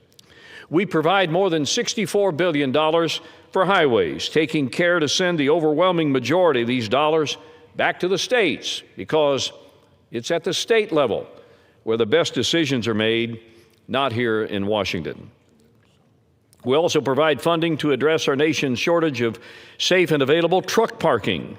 America's truckers work tirelessly to keep our grocery stores stocked, our packages delivered, and our supply chains moving. Ensuring they have a safe place to park between long drives is common sense, and this bill delivers on that promise. At the same time, we preserve housing assistance for the most vulnerable, such as youth aging out of our nation's foster care system, while promoting affordability through flexible, locally driven programs that allow communities to expand housing supply without the micromanagement of the federal government. It does all these things while saving millions of hard-earned American taxpayer dollars. I want to thank my subcommittee staff, Avery, Andrew, Doug, Mary Beth. Your hard work and diligence has been indispensable throughout this process, and know that I'm deeply grateful to have each one of you on my team. An additional 30 seconds, Madam Speaker. So I'm going to take that 30 seconds and brag on this guy right here, Tom Cole. He has re-engineered, somewhat reinvented, a lost appropriations process, and I am eternally grateful, and I know I speak for the American people in thanking Mr. Cole for his leadership. I want to thank my colleagues for this bipartisanship that's been exhibited by this package, and a yes vote today takes us one step closer to restoring the confidence that the American people should have in this Congress. And with that, Madam Speaker, I yield back the balance. The gentleman's time has expired. The gentleman from Oklahoma reserves. The gentlewoman from Connecticut is recognized. Madam Speaker, I yield 4 minutes to the gentleman from Maryland, the distinguished ranking member of the Financial Services and General Government Subcommittee, Mr. Hoyer. The gentleman from Maryland is recognized for 4 minutes. I thank the ranking member of the Appropriations Committee for yielding, and I thank the Speaker.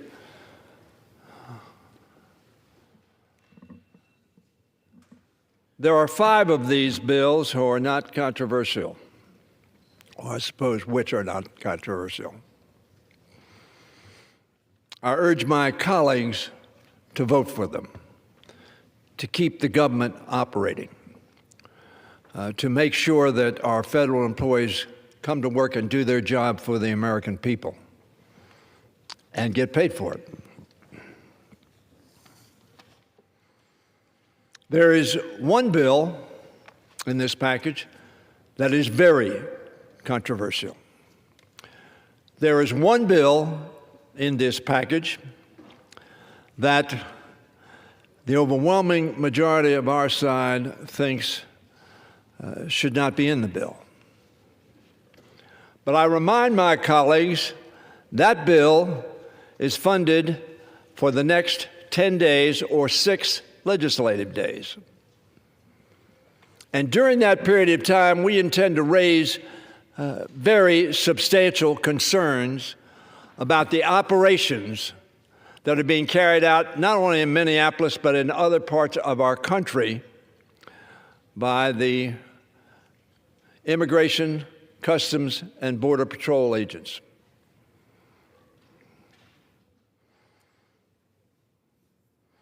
The Constitution calls upon us to establish justice and ensure domestic tranquility. Many of my colleagues, I know, believe that voting against this bill will make a strong statement about the conduct that we see being carried out by the agencies I just mentioned. Let me suggest to them we need to have focus on that issue, because the other 5 issues that we face, the 5 appropriation bills have yet to been signed by the President of the United States and will fund about 76% of the government, are things that we have agreed upon. After they pass, after they're signed by the President, there will be a lot of time to debate the operations of Homeland Security. And in my view, the laws that they are breaking, the Constitution that they are not respecting, and the human rights that they are undermining. There will be time for that debate. There will be time for that action. Today is a time to fund the majority of government for the American people. Minneapolis has shocked the conscience of America.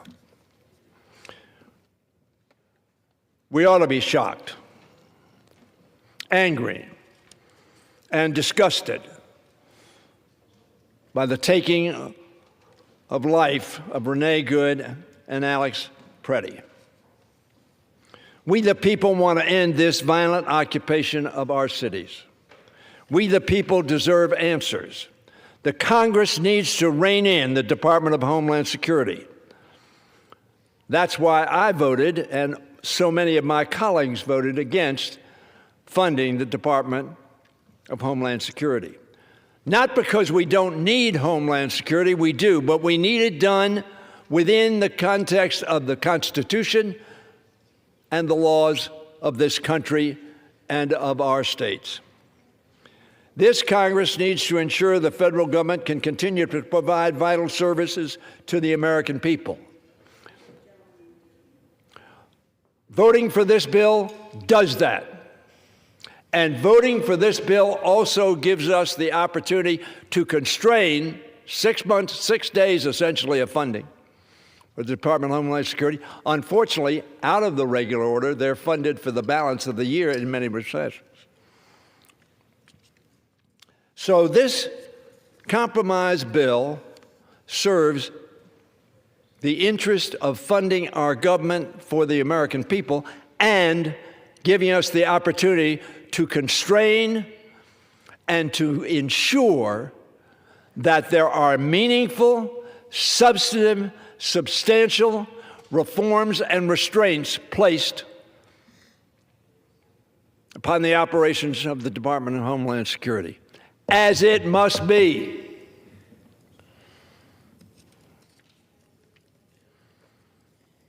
It is essential that we unmask Trump's federal immigration agents, force them to abide by the local law enforcement standards for use of force, and use warrants. I yield the gentleman another minute. The gentleman's recognized for 1 more minute. Throughout this year's appropriations process, we have seen Donald Trump and Russell Vought trample on this Congress's power of the purse. Some will admit that, some will say it silently. If there were ever a time for this Congress to exercise that power, it is now. So let us pass 5 bills on which we have agreement, substantially restrain and stop the funding of DHS a week from this Friday, and then come to an agreement on honoring the Constitution, the laws of this country, and the conduct of law enforcement. Let's pass this bill and then focus on that which the country wants us to focus on like a laser for them, for the people. I yield back my time. The gentleman's time has expired. The gentlewoman from Connecticut reserves. The gentleman from Oklahoma is recognized. Thank you, Madam Speaker. Madam Speaker, I yield 3 minutes to my very good friend and the distinguished chairman of the Labor, Health and Human Services and Education Subcommittee of the Appropriations Committee, the gentleman from Alabama, Mr. Adderholt. The gentleman from Alabama is recognized for 3 minutes. Thank you, Madam Speaker. I rise today, as my colleagues are, in support of FY26 appropriations package, which, as it's been said, provides the full year funds for 5 out of the remaining 6 appropriation bills. Unfortunately, funding these bills is not an optional thing. It's a part of our constitutional requirement, and we must act on our commitment to the American people. With this bill that is before us today, the government will continue operating effectively and provide stability for the American people. The path forward in this legislation reflects President Trump's negotiations and direction to avoid a long-term partial shutdown and keep the government operating without further disruptions.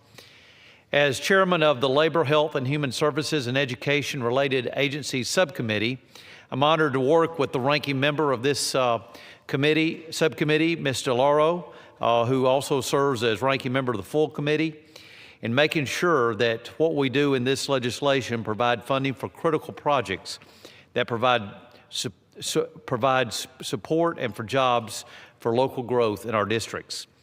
The Labor, Health and Human Services bill on the floor today balances the need for responsible fiscal stewardship while maintaining key investments in biomedical research, schools, and in public health. Thanks to the negotiations on a bicameral, bipartisan level, funding decisions have moved through a deliberative, member-driven process that emphasizes transparency, accountability, as well as timely consideration. The Labor H bill before us demonstrates the will of the American people who want new priorities and accountability in government, including priorities to make America healthy again and make America skilled again. Investments in this bill are directed to where they matter most, into life-saving biomedical research and resilient medical supply chains, classrooms and training that prepare the next generation for success, and rural hospitals and primary care to end chronic disease epidemic. These measures are part of an agreement that keeps the FY26 spending levels below the spending that was projected under the current continuing resolution, which delivers real savings for the American taxpayers. Enactment and passage of a full-year appropriation is vital. In conclusion, I want to thank the staff on both sides of the majority and the minority for all their hard work in getting this bill across the finish line. Thank you, Madam Speaker. Once again, I urge my colleagues to support the underlying bill, and I yield back.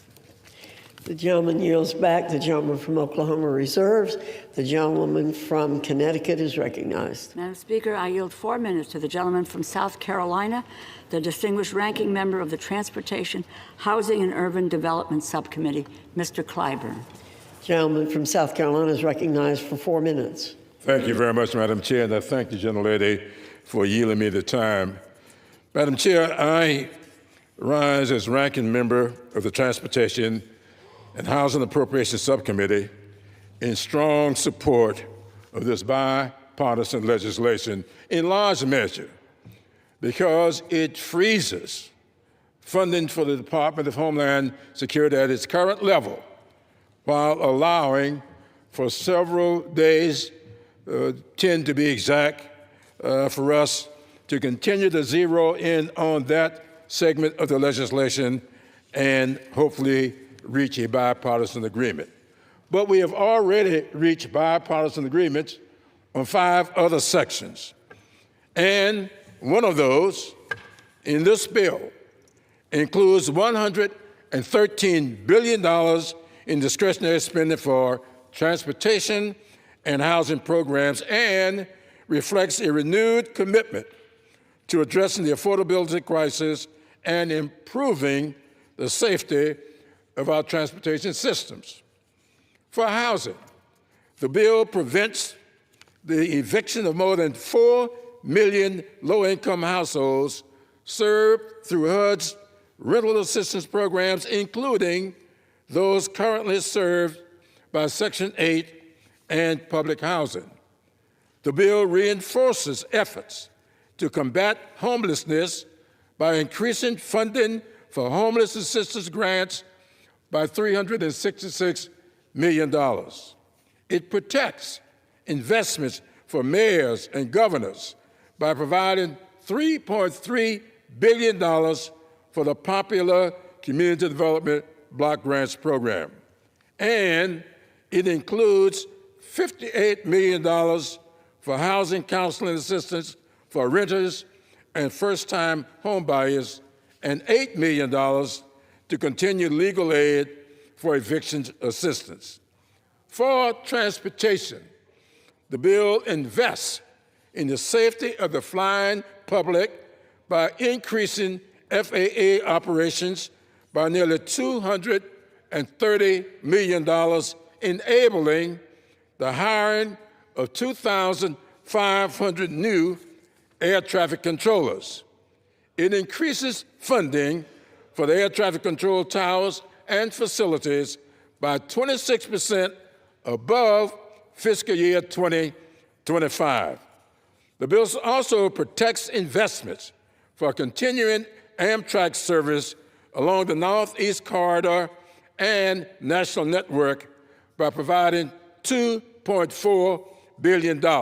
And the bill also includes $100 million for the 2026 World Cup and $94 million for the 2028 Olympics to help transit agencies manage local transportation in support of games across the country. Madam Chair, this year's transportation and housing bill will provide greater economic certainty to communities across the country and improve the day-to-day lives of everyday people.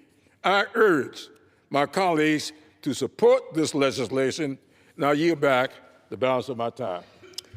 The gentleman yields back. The gentleman from Connecticut reserves. The gentleman from Oklahoma is recognized. Thank you very much, Madam Chair. Madam Speaker.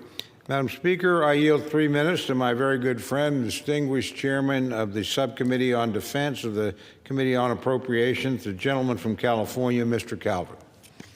The gentleman from California is recognized. Thank you, and I want to thank my good friend from Oklahoma, Chairman Tom Cole, to a job well done. I rise today in strong support of the Senate amendment to H.R. 7148, which includes my bill, the Department of Defense Appropriations Act of fiscal year 2026. This legislation was a true bipartisan effort by all 4 corners of the Defense Appropriations Committee. The world is more dangerous than ever. China continues its rapid military expansion. Russia and Iran remain persistent threats. Illicit drugs continue to harm Americans here at home. This bill answers to that challenge. It provides $839.2 billion to strengthen deterrence, support the administration's America First defense agenda, and to modernize our force. It invests in next-generation aircraft, the nuclear triad, critical munitions, missile defense, naval power, funding 17 new ships, and sustaining fleet readiness. The bill also drives innovation and efficiency, delivers a 3.8% pay raise for our service members, strengthens counter-drug efforts, and invests in our defense industrial base and infrastructure.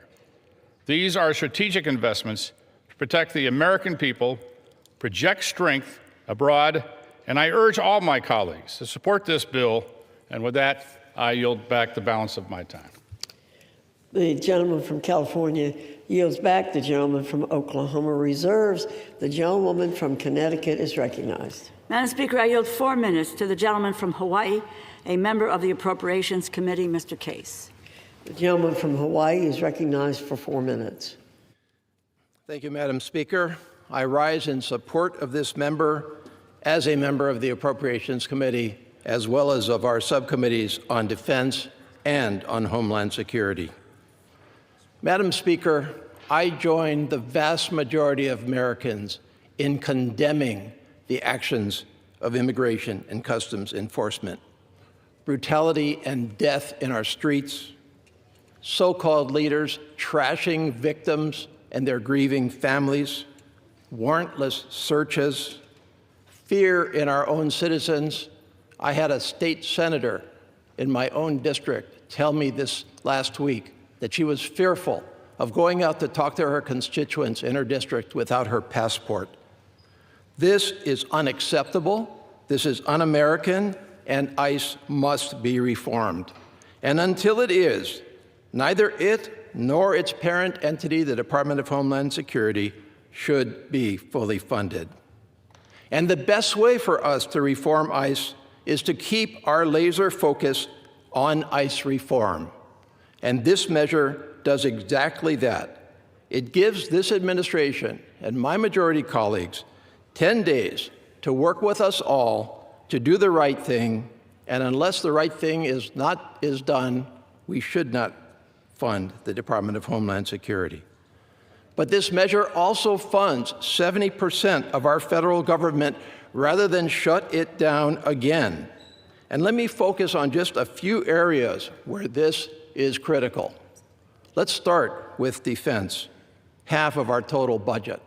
In a time that it is critical to our national security that our Defense Department be fully operating, be fully focused, be nimble, be quick, the ability to adjust, and yet we have kept our Defense Department essentially crippled for 16 months now since the last time that we funded it in regular order and gave it direction through funding and oversight was fiscal year 2024. They've been operating on a continuing resolution for 16 months now, and that cripples national security. That is a national security risk. No new programs, procurement that is excessively expensive because it cannot function over multi-years, no effective system-wide modernization. Any military leader will tell you that the worst thing going for it right now, in a time when it has to adjust to the PRC, to Russia, across a variety of focuses, is now that it needs full flexibility. Financial services and general government, this bill funds the federal courts. Can we envision a time in our history when it was not more important that the federal courts be fully staffed and funding? I don't think so. This bill funds Social Security. It enables Social Security to continue to function for the millions of Americans who depend on it at a time when Social Security is being crippled by staff cuts. Foreign affairs. This bill provides continued security assistance to our friends and allies throughout the world. It maintains some effective projection of presence out there into the world. It funds the Countering PRC Influence Fund that is so important to us. Transportation, the Federal Aviation Administration, it funds the FAA so that our air transportation system can continue to fund. Federal workers overall, who have borne the brunt of our failure to appropriate in regular order, millions throughout our country, it helps them by assuring them that they can continue without great doubt. We must pass this measure now, and it must not be, need not be. I yield the gentleman an additional minute. Additional minute. It must not be, need not be, and will not be at the expense of ICE reform. We sacrifice none of that mandate to reform ICE by passing this bill today. I would finally say to our Department of Homeland Security employees out there who have served us so well through so much difficulty, to the Federal Emergency Management Agency, Homeland Security Investigations, Customs and Border Protection, Transportation Security Administration, you do critical work for us. And we apologize to you that we must create uncertainty to you for the foreseeable future, but we ask you to understand that reforming ICE is critical not just to those that are suffering at the hands of ICE. It is critical to our country. You will be paid. You will be paid because this continues your pay. But the uncertainty, until we get this resolved, you must live with. We appreciate your cooperation. With that, I yield back. The gentleman's time has expired. The gentlewoman from Connecticut reserves. Gentleman from Oklahoma is recognized. Thank you, Madam Speaker.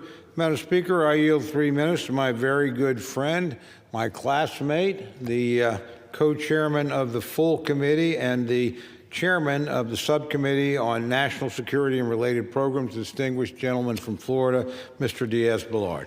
The gentleman from Florida is recognized for 3 minutes. Thank you, Madam Speaker, and to Chairman Cole. Actually, I'm going to reserve what I'm going to say about Chairman Cole to the end, but also to the ranking member of the full committee, Congresswoman DeLauro, Congresswoman Frankel, the subcommittee ranking member. Look, this full-year funding really refocuses our nation's foreign policy in historic ways.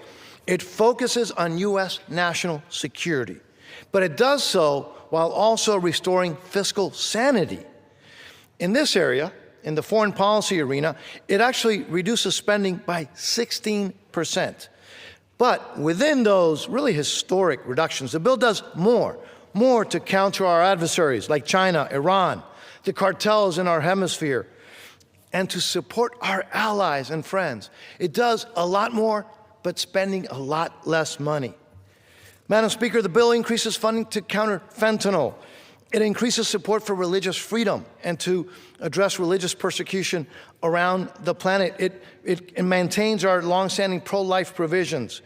And this bill removes controversial funding directives like the UN climate change.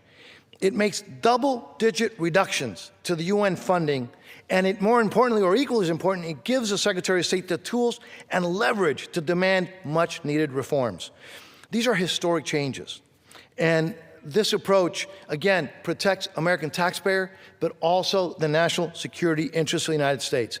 Now, Madam Speaker, we would not be here debating this if it wasn't for the brilliant, persistent leadership of the full committee chairman. A lot of folks said that we would never get here, that we would end up with another long-term CR, which would have been so detrimental to our country. But I will tell you, it was Tom Cole, yes, with his partners, but Tom Cole who brought us this far, who are going to actually get these bills passed, send them to the president for his signature. Mr. Chairman, we owe you, the country owes you, a debt of gratitude. Thank you, sir. I yield back, Madam Speaker. The gentleman from Florida yields back. The gentleman from Oklahoma reserves. The gentlewoman from Connecticut is recognized. The gentlewoman reserves. I'm sorry. The gentleman from Oklahoma is recognized. Thank you very much, Madam Speaker. Madam Speaker, I yield 1 minute to my very good friend, the distinguished gentleman from Guam, Mr. Moylan. The gentleman from Guam is recognized. Thank you, Madam Speaker, and thank you to my friend Chairman Cole for the great work you have done on the appropriations. And that is why I rise today in support of the measure before us. The Senate amendment preserves the 5 bipartisan funding bills that this chamber has agreed to while giving us the necessary time to come to an agreement on Homeland Security funding. We simply cannot allow our troops or federal employees to miss another paycheck. If we fail to send this bill to the president's desk today, this shutdown will continue to drag on and limit access to the programs that Americans across the country rely on for health care, for education, and national security. Now in Guam, where the enlistment rate is the highest in the nation, many of our families rely on a timely paycheck for everyday needs. This bill strengthens support for our service member and includes 3.8% pay raise for all military personnel and continues to pay rate increases for our junior enlisted service members. So I strongly agree and urge my colleagues to support this measure and to support the American people. I yield back. Gentleman's time has expired. Gentleman from Oklahoma reserves. Gentlelady from Connecticut is recognized. I reserve. Gentlelady from Connecticut reserves. Thank you very much. Gentleman from Oklahoma. Thank you very much, Mr. Speaker. Mr. Speaker, I yield 1 minute to my very good friend, distinguished gentleman from California, Mr. Kiley. Gentleman from California is recognized for 1 minute. Mr. Speaker, the passage of this legislation will kick off a 10-day negotiation around an issue that is causing deep divisions throughout the country. I do believe we can come together around a set of reforms that will advance and focus the mission of Immigration and Customs Enforcement while protecting our officers and protecting the public. But such reforms must go hand in hand with a commitment to stop jurisdictions like Minnesota and California from releasing dangerous, wanted individuals as some sort of act of defiance, thereby forcing immigration authorities to go into communities rather than have an orderly transfer in a custodial setting. I want to read a quote on this topic. It reads as follows: "I do not consider it in the service of public safety to release an individual into the community when that individual can be released to Immigration and Customs Enforcement for prompt removal." That statement comes not from President Trump, not from Secretary Noem, but from Alejandro Mayorkas, President Biden's Secretary of Homeland Security. The gentleman an additional 30 seconds, Mr. Speaker. The gentleman is recognized for additional 30 seconds. Mr. Speaker, if even Secretary Mayorkas can recognize the folly of these so-called sanctuary policies, then all of us on both sides of the aisle should be able to hear as well. I yield back. Back. Gentleman from Oklahoma reserves. Gentlelady from Connecticut reserves. Gentleman from Oklahoma. I would advise my friend I'm prepared to close whenever she is.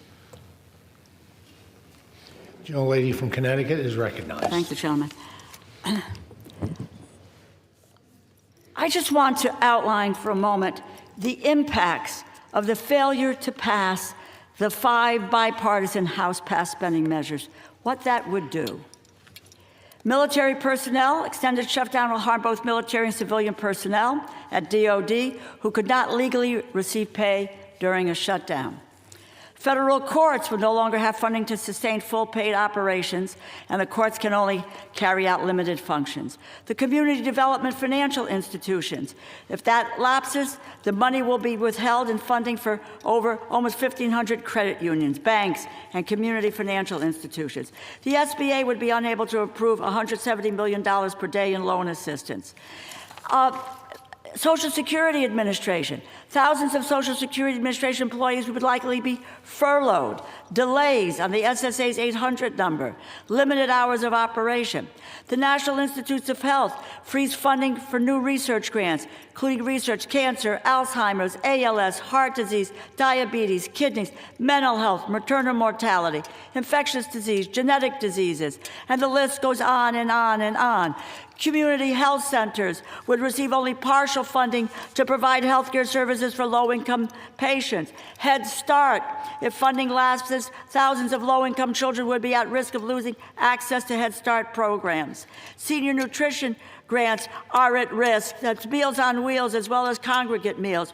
Worker protection agencies would likely furlough federal staff who are responsible for investigating wage theft, safety and health hazards in high-risk areas. That's just a small smattering of what the impact of the failure to pass these 5 bills, 5 bipartisan bills, where we had 341 yes votes in this chamber not 3 weeks ago. Now, some might say, well, what do you think about what ICE and the CBP are doing? I'm not unaware of that. I share the anger. I share the outrage of what they are done. And it is, yes, it's Minnesota, but it is also what's happening all over this country. People are being beat up. They're being pulled out of schools, pulled out of churches, and people frightened to death that they carry their passports with them. Their passports. And they're American citizens, and they're frightened. What have we proposed in this area? And we did, that's when we were doing the appropriations bills. Prohibition on detaining or deporting U.S. citizens, reducing funding for ICE, prohibition on the use of Border Patrol and CBP officers, and a requirement for DHS law enforcement to use body-worn cameras. Require reporting on the use of force. Training standards. They should be trained in de-escalation. And that's what ought to be happening in this, instead of fomenting escalation. Requiring ICE warrants. And there are other things. And I might add, just so that the people on the committee here understand, in June of 2025, the House Appropriations Committee advanced the FY 2026 Department of Homeland Security Appropriations Bill. It included bipartisan reforms and safeguards designed to protect U.S. citizens and vulnerable communities. However, when the bill was renegotiated in January 2026, these critical reforms were removed, but Democrats and Republicans voted for these reforms, and they must do it again. And the list goes on. No funds if DHS violates the First Amendment, the Fourth Amendment, the Fifth Amendment. No funds for detaining again and deporting U.S. citizens. No prohibition on video recording for ICE. This was all passed in an Appropriations Committee and then stripped out. The fact of the matter is, look, we need to focus like a laser in these 10 days, 6 legislative days on DHS. Let's not have to focus on 5 agencies where there is agreement on what we do. And there is agreement on our side of the aisle. Despite what the press may report, there is now a single Democrat in this body who believes what ICE and the CBP are doing is acceptable. And I cannot believe that a number of my Republican colleagues feel the same way. Let us focus in on the Department of Homeland Security. Let the public understand the nature of the fight. Quite honestly, let my Republican colleagues, let the administration defend the Department of Homeland Security and its lawlessness and recklessness when the majority of this country is seeing what they are doing. We all want the same thing. We want to keep our constituents safe. We want to stop the violence in the streets. We want to end chaos in our communities, and that these out-of-control agencies have created. The simple truth is we have a better chance of imposing real constraints on ICE and the CBP if this bill passes than if it fails. We have a better chance at securing justice. Justice for Renee Good and Alex Pretty and all of those people all over this country who have been harassed, who have been beaten, who've been taken out of their homes, 5-year-old children being detained. That's a reality. Nobody wants that. But we have a better chance of justice for these folks if this bill passes rather than if it fails. We have a better chance of putting an end to what has become a season of terror if this bill passes than if it fails. I'm asking my colleagues, understand the moment, meet the moment.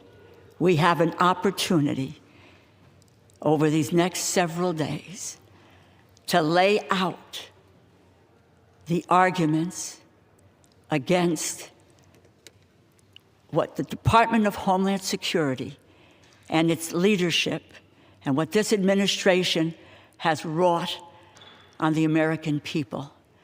We serve in this body to be responsive to the American people. They are clamoring and they are crying out for help. We can help them with passing 5 bills that meets their needs. And we can help them by gaining control and focusing our ire and our anger over an agency that is run, in my view, by incompetence, by lies, and by terror. That is not who we are. Those are not the values of the American people. It is not the values of the people in this body. Everyone sees what is happening. And we can't let go of the gains that have been made that make a difference in people's lives, in the education of their kids, in their health, their safety, of looking at substance abuse and opioid addiction and how we can deal with that, transportation, rent assistance, homeless assistance, maternal mortality, child care, Head Start. It is two paths that we face today. One, if we pass the bills, and what our opportunities are to make a difference and make changes in an agency so needed to be changed. And I do believe we all recognize that. And at the same time, to say to the American people, we understand the crisis of a cost of living that you have. And we are there to defend you and your family and to make life and make government work on your behalf. That is our responsibility. I view that as my responsibility as the ranking member of the Appropriations Committee. This is the way our government functions. I thank you. Again, we have a better chance to end the season of terror. I thank you, and I yield back. Gentlelady yields back. Gentleman from Oklahoma is recognized. Thank you very much, Mr. Speaker. Mr. Speaker, I yield myself the balance of my time. Mr. Speaker, when you reach a point like this, there's a lot of people to thank. I want to begin by thanking the President of the United States. He supported each and every one of these tranches of bills that have been brought to the floor during this critical month where we completed the appropriations process. We would not be here today without him. We would probably not be voting on this bill without him. He was working today tirelessly to make sure we followed our own procedures and brought this bill to the floor. So I want to personally thank President Trump for his contribution to funding the government. People forget around here, he has to sign the bills. If he doesn't sign them, believe me, he can sustain any veto he cares to cast. He's used his influence and his power constructively to bring us together across partisan lines and to pass what are bipartisan, bicameral bills, and I'm eternally grateful for that. Mr. Speaker, I want to thank my own leadership. I don't know where Speaker Johnson got his patience from, but it must be God-given, because his support throughout this process, working with us, never giving up, trying to restore regular order, has been incredible and I think unparalleled in the history of the speakership, in my view. I want to thank the other members of our leadership, Leader Scalise, Whip Emmer, Conference Chair McClain. They all worked really hard to make sure that we could come together, work across the lines, give us the freedom and flexibility that we needed, but also provide the persuasion that was necessary, both within our own ranks and across the aisle. I want to thank especially the Cardinals and the ranking members of the subcommittee. The ranking member and I agree. We had tried to force decision-making down because we trust our Cardinals and ranking members. They know their subjects. They know one another. They work together. Without them, and they solved most of the issues that were before us, we wouldn't be here. And that model worked well because the people that we relied on, our chairman and our ranking members, were people that we know and trust, and frankly, that know one another and trust one another and work well together. I'm extraordinarily proud of this committee for what it did.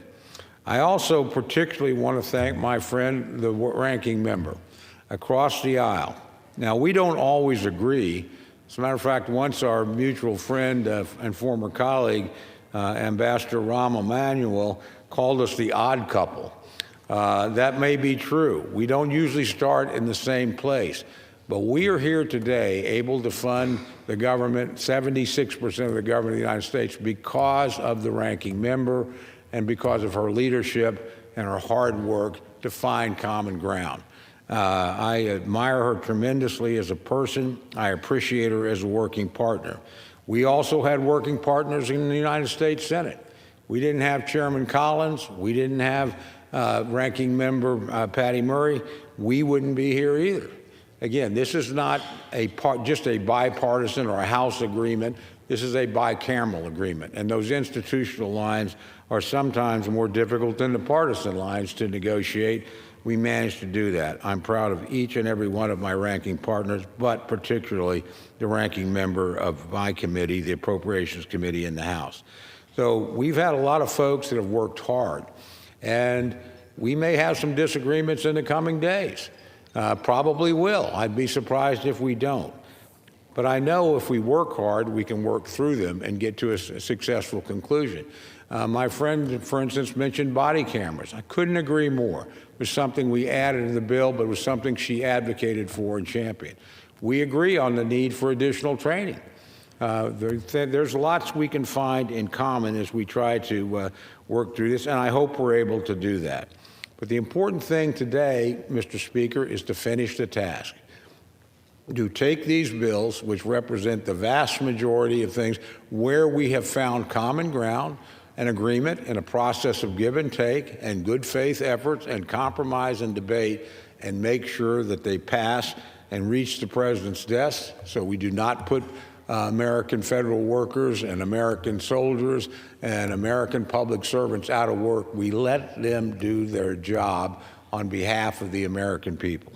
So with that, Mr. Speaker, I want to urge all my colleagues on both sides of the aisle to support what is genuinely a bicameral and bipartisan product, and one that the president has signed and urged, or will sign, and has urged us to pass. And with that, Mr. Speaker, again, I urge passage of this legislation, and I yield back the balance of my time.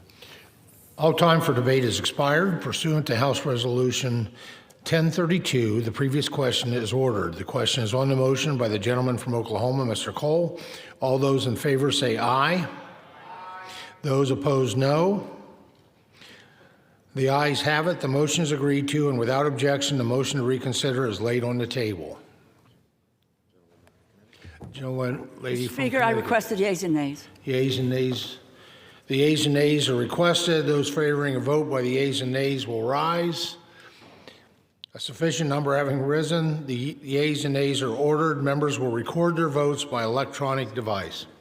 This will be a 15-minute vote.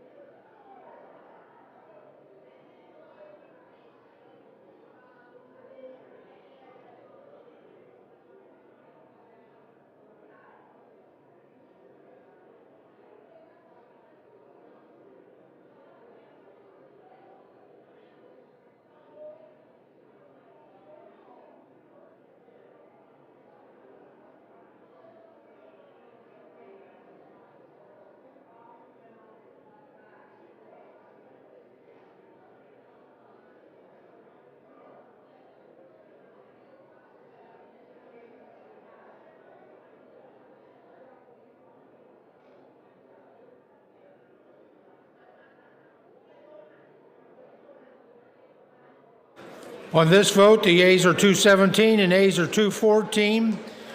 Without objection, the motion is adopted. Without objection, the motion to reconsider is laid on the table. All right.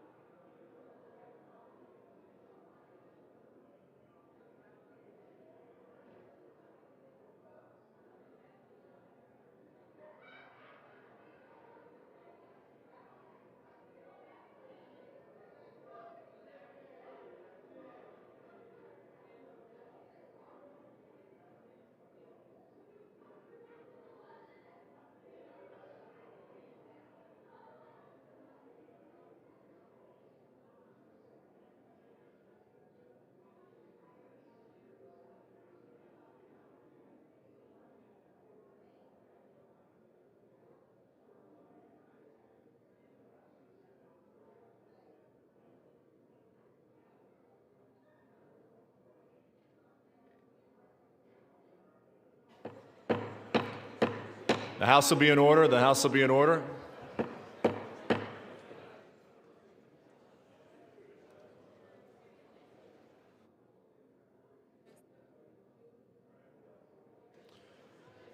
For what purpose does the gentleman from Nebraska seek recognition?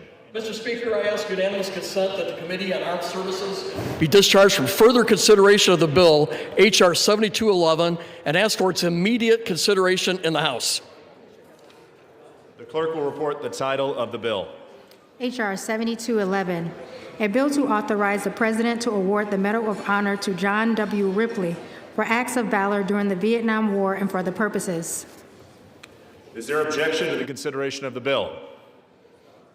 Without objection, the bill is engrossed, read a third time, and passed, and the motion to reconsider is laid on the table.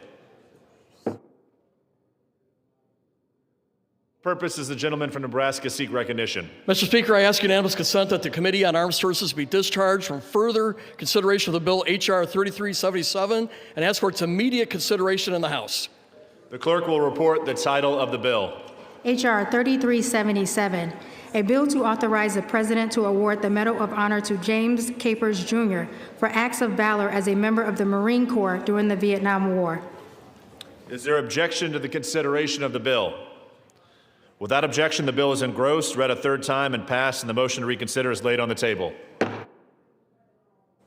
For what purpose does the gentleman from Nebraska seek recognition? Mr. Speaker, I ask unanimous consent that the Committee on Armed Services be discharged from further consideration of the bill, H.R. 7194, and ask for its immediate consideration in the House. The clerk will report the title of the bill. H.R. 7194, a bill to authorize the President to award the Medal of Honor to Kareem N. Dockery for acts of valor as a member of the Army while serving in Afghanistan. For what purpose? Purpose does the gentleman from Nebraska seek recognition? Mr. Speaker, I have an amendment at the desk. The clerk will report the title of the bill. The clerk will report the title of the amendment. Yeah, the whole amendment. Just let her start reading the amendment. Amendment in the nature of a substitute to H.R. 7194, offered by Mr. Bacon of Nebraska. Strike all after the enacting clause and insert the following. To dispense with the reading of the amendment. Without objection, the reading is dispensed with. And without objection, the amendment is agreed to. The bill is engrossed, read a third time, passed, and the motion to reconsider is laid on the table.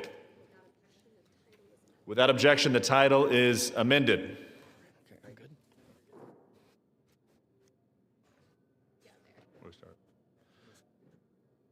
Now entertain requests for 1-minute speeches. For what purpose does the gentleman from Pennsylvania seek recognition?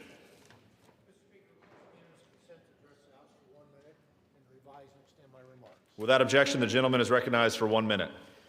Thank you, Mr. Speaker. I rise today to recognize the Susquehanna Regional Emergency Medical Service, which recently received the 2025 Dick Furno Career EMS Service of the Year Award. This is one of the top national awards. Outstanding care, innovation, and commitment to the people that they serve. The Susquehanna Regional EMS covers a 3,000 square mile region covering townships across 4 counties. Their EMS has a team of over 170 EMTs and responds to over 20,000 calls annually. Susquehanna Regional EMS is dedicated to serving the community and has worked to ensure patients beyond the hospital are protected. The center has donated over 100 AEDs to various counties and has helped train residents in critical life-saving skills. Representatives from Susquehanna Regional EMS will accept their award on stage at the EMS World Exposition in Indianapolis, Indiana later this year. Mr. Speaker, I'm grateful for the care Susquehanna Regional EMS provides for the community and for all the workers who are committed to serving others. Thank you, Mr. Speaker, and I yield back the balance of my time. Gentleman yields. For what purpose does the gentleman from California seek recognition? For 1 minute and to revise and extend my remarks. Without objection, the gentleman is recognized for 1 minute. Donald Trump promised he would cut prices, but instead, his administration is killing people. No Democrat should vote to give ICE another penny for public executions. ICE started by chasing people through the fields and factories where they work, then deporting U.S. kids with stage 4 cancer, then pulling women by their hair down the street, and now just murdering citizens in daylight? We have an unqualified masked militia eager to escalate. One lady I met recently in San Jose asked me, "We've only been through 1 year of this. How will we survive 4? We won't. Not until we do the right thing. No other policy matters if we can't protect our people. So today, let's send a message." That's why I voted to shut down their funding, so we never again see the murder of a nurse named Preddy or a mom named Good. I yield back. Members are reminded to observe proper decorum in the House. For what purpose does the gentlewoman from Minnesota seek recognition? Without objection, the gentlewoman is recognized for 1 minute. Mr. Speaker, today I voted not to continue funding for Homeland Security without real oversight and constraints on ICE and Border Patrol. Minnesotans are being racially profiled on a mass scale, assaulted on their streets, and kidnapped from their homes. Peaceful demonstrators are being threatened and detained for exercising their First Amendment rights. 2 American citizens were killed on our streets by Department of Homeland Security agents. This is not the America we learned about in civics class. This is the behavior of a dictatorship. We live in a democracy where even the president must follow the rule of law and the Constitution. My vote against the funding today for DHS was to stand in solidarity with Minnesotans, to demand changes to protect our democracy. We are one Minnesota. We will continue to care for our neighbors, to stand up for our rights, because they're your rights too. I yield back. The gentlewoman yields. For what purpose does the gentlewoman from Nevada seek recognition? Without objection, the gentlewoman is recognized for 1 minute. Thank you, Mr. Speaker. I rise today to congratulate my constituent, Alex Honnold, on his remarkable climb of one of the world's tallest skyscrapers, Taipei 101, without a rope. Alex is a world-class athlete and perhaps one of the best athletes of our time. He is also known for being the first person to ever free solo El Capitan in Yosemite. I'm proud to say that Alex and I have worked together to promote outdoor recreation with my Park Act, which helps protect climbers on our beautiful public lands. Alex also founded the Honnold Foundation, which partners with marginalized communities to expand equitable solar access around the world. Nevada's 3rd District is honored to have such an accomplished athlete with a passion for outdoor recreation and making the world a better place. We're all looking forward to seeing what you will accomplish next, Alex. Congratulations. Thank you, and I yield back. The gentlewoman yields. For what purpose does the gentleman from Massachusetts, the ranking member of the Committee on Rules, seek recognition? Unanimous consent to address the House for 1 minute and revise and extend my remarks. Without objection, the gentleman is recognized for 1 minute. Mr. Speaker, food costs are sky high, and millions of people across the country are losing their SNAP benefits due to Trump's big, ugly bill, which made the largest cut to food assistance and health care in American history. Amazing organizations like Lorraine's Soup Kitchen and Pantry in Chicopee, Massachusetts, are working to bridge the gap so families don't go hungry amid these reckless Republican cuts. Lorraine's, named after the first executive director of the Soup Kitchen, has been providing nutritious food and hope to families in Western Massachusetts for 30 years. Under the incredible leadership of Kim Casey, Lorraine serves hot meals and provides nutritious pantry staples and produce to hungry families. As part of my statewide End Hunger Now tour, I visited the pantry last week with my friend Richie Neal, ranking member of the Ways and Means Committee. We learned about an increase in need due to Republican cuts and talked directly with pantry workers and people experiencing hunger. As Congress prepares to consider the next farm bill, we must repeal the SNAP cuts enacted as part of the big ugly bill and fully restore food assistance programs as we work to end hunger now. I yield back. Gentleman yields. For what purpose does the gentleman from New York seek recognition?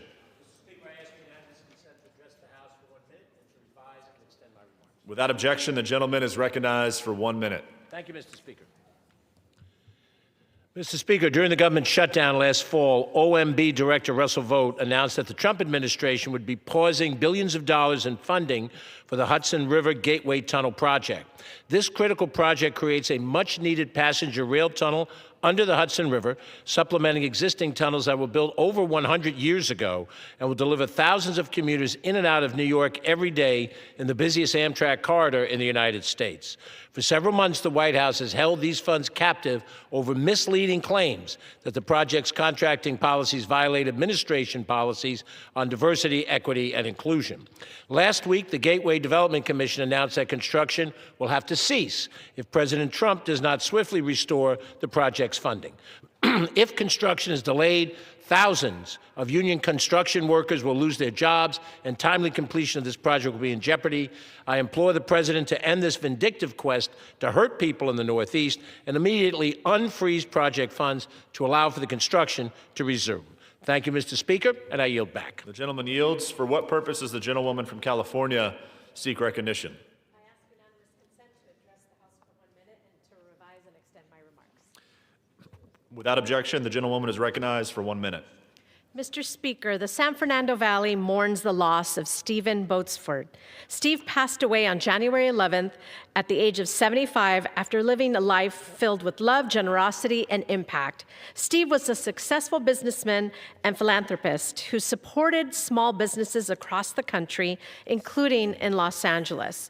He deeply understood the importance of making sure communities have what they needed to thrive, which is why he set up a scholarship fund that allowed first-generation students across the San Fernando Valley to attend college. Steve's legacy lives on through the first-generation students who benefited from his scholarships and the dreams that were made possible through his support. I send my condolences to his wife, Kathleen, his children, Alexandra, Stephen Jr., and Victoria.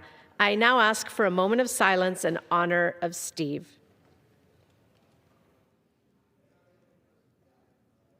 Thank you, and I yield back. Gentlewoman yields. For what purpose does the gentleman from Virginia seek recognition? Without objection, the gentleman is recognized for 1 minute. This past year, more than 112,000 federal employees retired, far more than last year. And a lot of them retired because they took the DOGE buyout deal, the deferred resignation program, where people were given a buyout if they resigned by October. Others had simply put in their time and were ready to leave and receive their earned retirement benefits. Well, we're here months later, and many of these federal employees who have served our country well are still waiting for their benefits and the money that they are owed. Our office has seen a huge spike in constituents experiencing delayed retirement processing at OPM and at federal agencies and at payroll providers across the government. And these delays are not isolated, they are systemic. And the administration knew these retirements were coming. It was part of the DOGE plan. But once again, the administration was not prepared for what came next. And as a result, federal retirees face delayed annuity payments, gaps in benefits, and real financial hardship.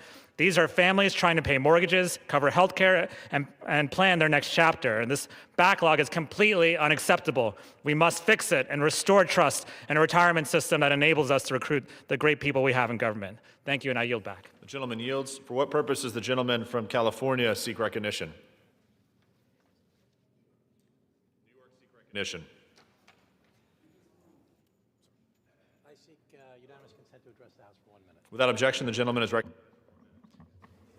Thank you, Mr. Speaker. Religious leaders from across the world are coming to Washington, D.C. this week to celebrate religious freedom. It's hard to imagine that something we take for granted, like the right to worship, is denied to much of humankind across the globe. Muslim Uyghurs are put in forced labor camps by the Chinese Communist Party. Hindu and Buddhist religious minorities are being persecuted in Bangladesh. Christians are being tormented in Syria, India, Egypt, Nigeria, and elsewhere. Jews worldwide are facing anti-Semitism. Sikh turbans are banned. Muslim headscarves are not permitted. Have you heard about the Ahmadis, the Rohingyas, the Druze? What about the Tibetan Buddhists in China and the Baha'is in Iran? There must be a worldwide effort to celebrate our diversity, promote religious freedom, and stop the evil forces that try and divide us instead of seeking the common ground that we all share. As we celebrate the 250th anniversary of our nation, let us promote the religious freedom that we enjoy in our country, and let us serve as a beacon to the world once again. Thank you, Mr. Speaker. I yield back. The gentleman yields. For what purpose does the distinguished gentleman from Kentucky seek recognition? extend my remarks. Without objection, the distinguished gentleman is recognized for 1 minute. Mr. Speaker, I rise today to honor all the brave first responder men and women who braved the dangerous terrain and frigid temperatures to help provide food and shelter, as well as to restore power and water to my constituents in Monroe and Allen counties. Last week, South Central Kentucky experienced a catastrophic snow and ice storm that left many thousands without power and water, some for as long as 5 days, all while temperatures remain below freezing. I especially want to recognize the workers at Tri-County Electric Membership Corporation, Cooperative, who worked all day and night, often during temperatures in the single digits, to restore power, which was lost from the hundreds of power lines that completely broke from the freezing rain. These workers, along with our water utilities, law enforcement, and volunteer fire departments, deserve a huge thanks for stepping up and delivering in our time of need. I yield back. The gentleman yields.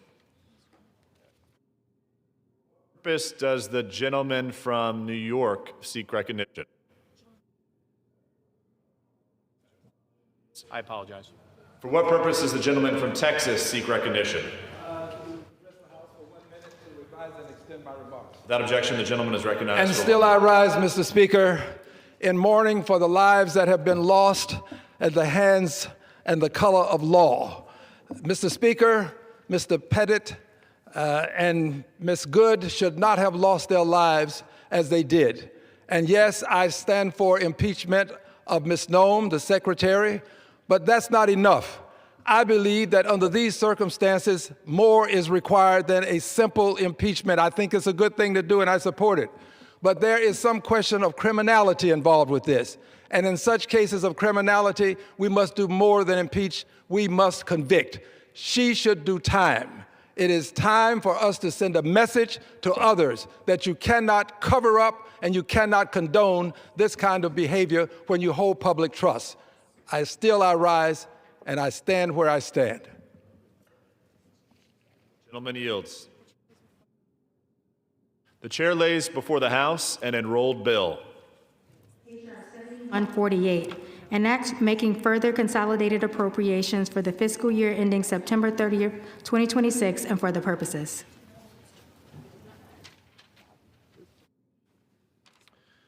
Under the Speaker's announced policy of January 3rd, 2025, the gentlewoman from California, Ms. Rivas, is recognized for 60 minutes as the designee of the Minority Leader. Mr. Speaker, I ask unanimous consent for all members to have 5 legislative days to revise and extend their remarks and include extraneous material into the record on the subject of my special order hour. Without objection. Thank you, Mr. Speaker. Just over a year ago, I was part of a talented and diverse group of 33 freshmen members of Congress. We were veterans, doctors, engineers, lawyers, teachers, small business owners, and state legislators who were sent by our constituents to make their lives better.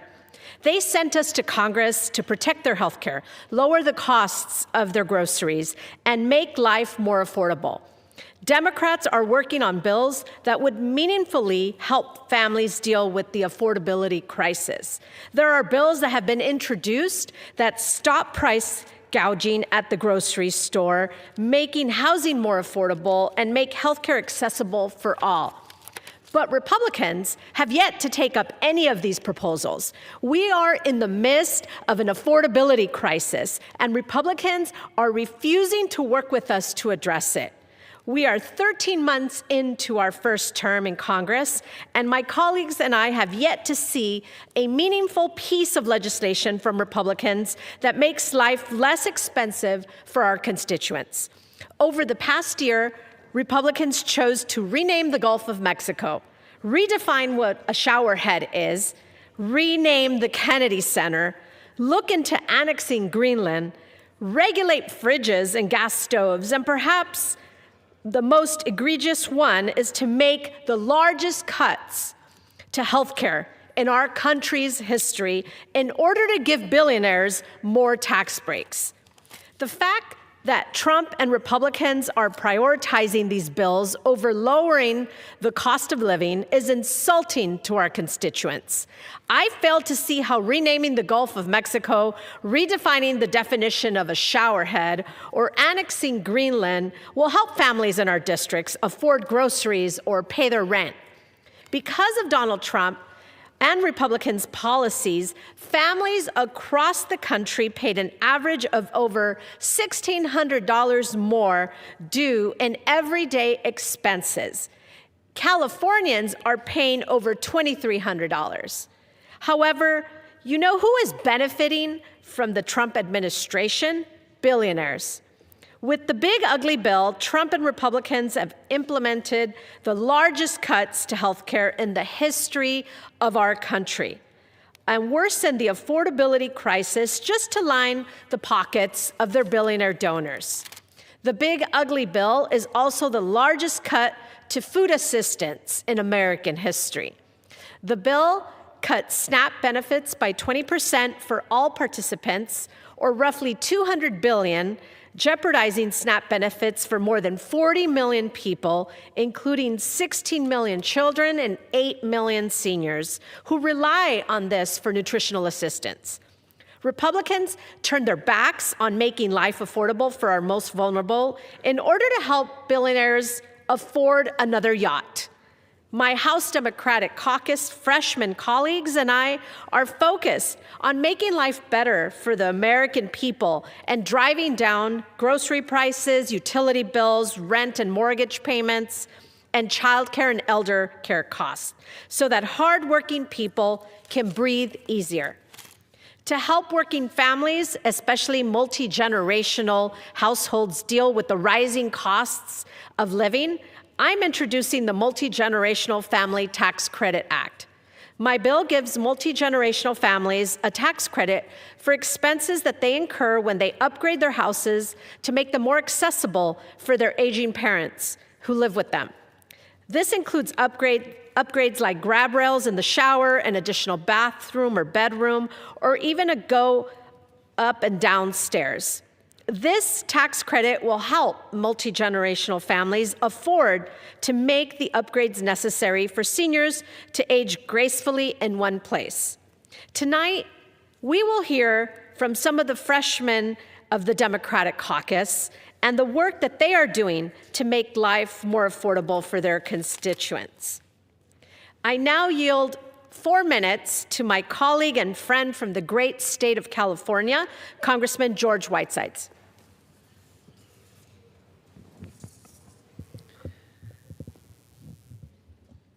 Thank you, Congresswoman. Every time I talk with constituents, I hear the same thing. Life is getting more and more expensive.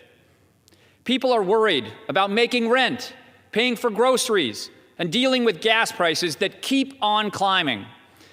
In just the past couple of weeks, we've received more proof of what our constituents are telling us. According to a recent report, California families saw their costs go up by more than $2,000 in 2025 due to inflation. That breaks down to $482 more going towards housing like rent or a mortgage, and another $581 towards transportation costs from buying a car to repairs and gas. And for food, families are paying even more because of the grocery tariffs from this administration. One trip through our local Stater Brothers or Vons is enough to feel the pinch. In 2025, families paid $76 more for ground coffee, $71 more for ground beef, and $51 more for eggs than they did in 2024. Simply put, our economy is not serving hardworking families and the basic promises of the American dream, like home ownership or putting a child through college, which are harder and harder to reach. Government works best when it is grounded in the needs of the people that it serves.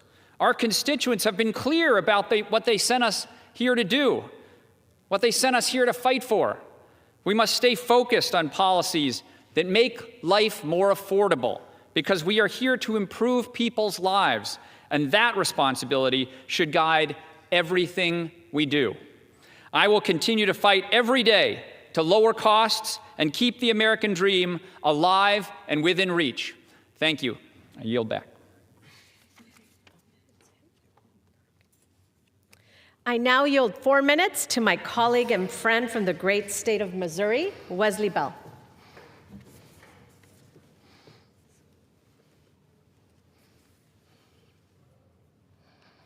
I rise today because working people in St. Louis and across this country are getting squeezed from every direction.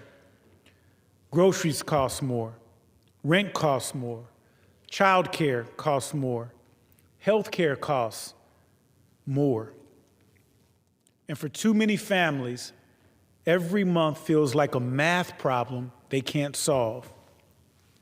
For generations, the American dream meant that if you worked hard, you could build a stable life, you could afford a home, you could raise a family, you could retire with dignity.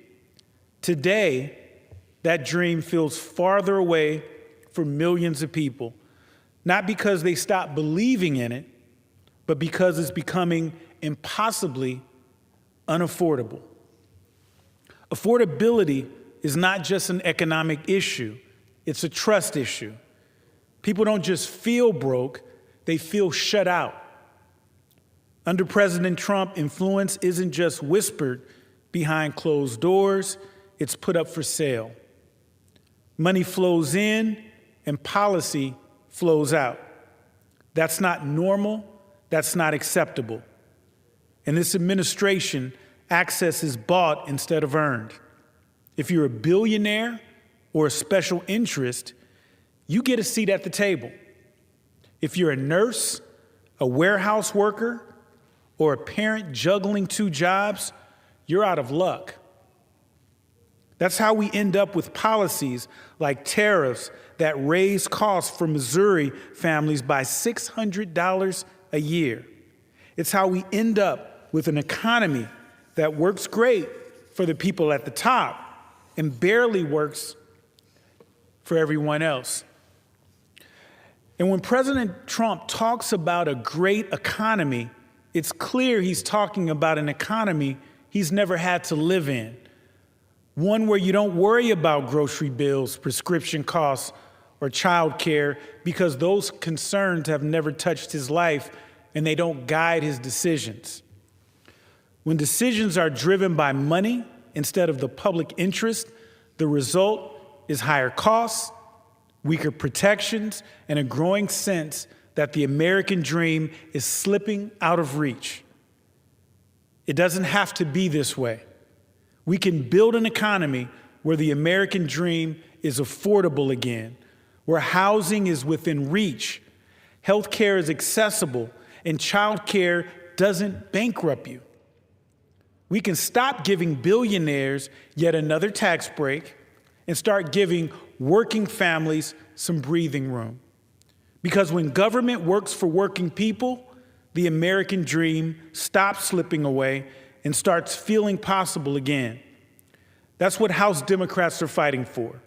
Not an economy built around pay-to-play politics or shady closed-door deals, but one built around dignity, fairness, and that simple idea that the American dream should be within reach for everyone, not just the well-connected. I yield back. I now yield 4 minutes to my colleague and friend from the great state of New York, Congressman John Mannion. Thank you, Representative Rivas, on your leadership on affordability and giving me the opportunity to speak today. Across central New York and the Mohawk Valley, people are worried, and they have every reason to be.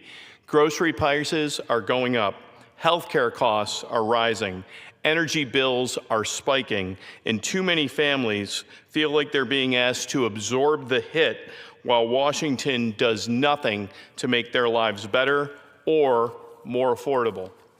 On healthcare, the threat is real and urgent. Just this week, I met with leadership and toured Oneida Health, a rural hospital in my district that's been there for over 100 years. They're feeling the largest healthcare cuts in the history of the country that were passed in the big ugly bill. And they know firsthand that the deeply inadequate rural health care fund comes nowhere near making up for the lost revenue that happened in that bill. You cannot cut nearly $1 trillion from Medicaid and decimate the foundation of our healthcare system, cutting at the knees our rural hospitals, and pretend that a one-time Band-Aid of $50 billion will hold the system together. Many of my Republican colleagues continue to tout their votes in support of the largest health care cuts in our history while letting critical subsidies expire. We should be doing the opposite. There is bipartisan support to extend the ACA premium tax credits.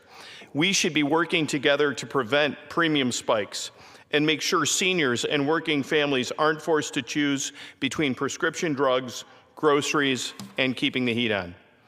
Healthcare should provide peace of mind, not financial anxiety.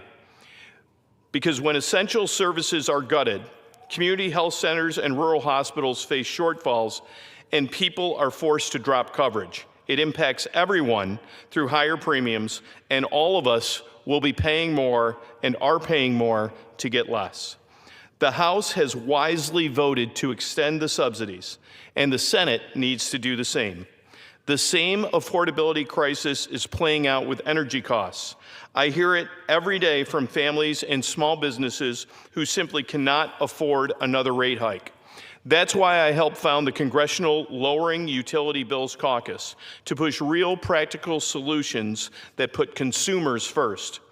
Upstate New York knows extreme weather, long winters, hot summers, but weather alone doesn't explain why utility bills have become unmanageable. Families in my district are projected to pay hundreds more each year, even when usage stays the same. I've heard from constituents whose bills jumped hundreds of dollars and more in just a matter of months. That's not sustainable, and it's not acceptable. Part of the problem is growing demand from energy-intensive data centers. Regular Americans should not be forced to subsidize massive corporate energy use.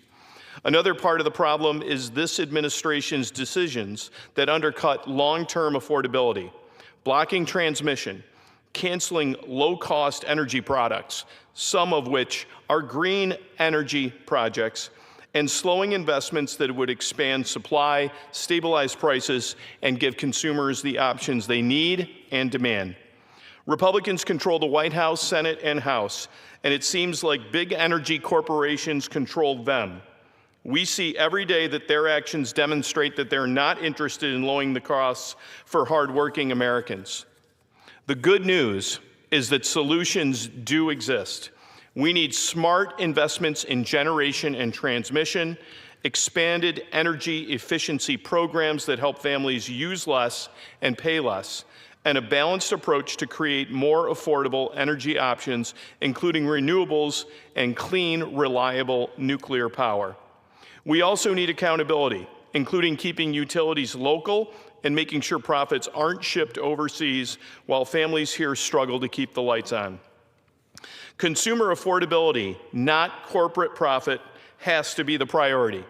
Paying for groceries and health care, keeping the lights on, heating your home, these are the basic expectations that should exist in the wealthiest country in the world. They should not be luxuries. This affordability crisis isn't just hitting hardworking families across central New York and the Mohawk Valley. It's squeezing our small businesses, our hospitals, and our schools. I'll keep fighting to make sure Washington treats this crisis with the urgency that it demands. Thank you, and I yield back. Thank you. I now yield 4 minutes to my colleague and friend from the great state of Maryland, Congresswoman Sarah Elfreth. Thank you so much, and Mr. Speaker, we are taking time up on the floor today because from coast to coast, I guarantee that we are all hearing the same message from our constituents. The cost of living is just too high. I feel it too, as the daughter of a single mom who made everything work because of access to affordable childcare, as a millennial with student loan debt that I'm still years away from paying off, and as a first-time homeowner who finally was able to buy a house in the district I represent after renting for over 2 decades. And this is something I believe everyone in this chamber, Republican and Democrats alike, can agree on. Congress must do more to lower the crushing costs of electric bills, groceries, prescription drugs, housing, and more. So while I'd love to take a full hour today running through what we can and should do on all of these crises, I have only just a few minutes to focus on one. And so, Mr. Speaker, from my very first conversations 9 years ago, when I first asked my neighbors to place their trust in me to represent them, to even just this weekend at the grocery store, I've heard from parents, I've heard from grandparents, I've heard from small businesses alike that the child care crisis is suppressing our economy and forcing families to make impossible decisions. It's more expensive to send one infant to daycare than it is to send an 18-year-old to the University of Maryland. And like every state, Maryland saw devastating losses in child care providers after the pandemic. We lost 15%, or 1,135 home-based child care providers.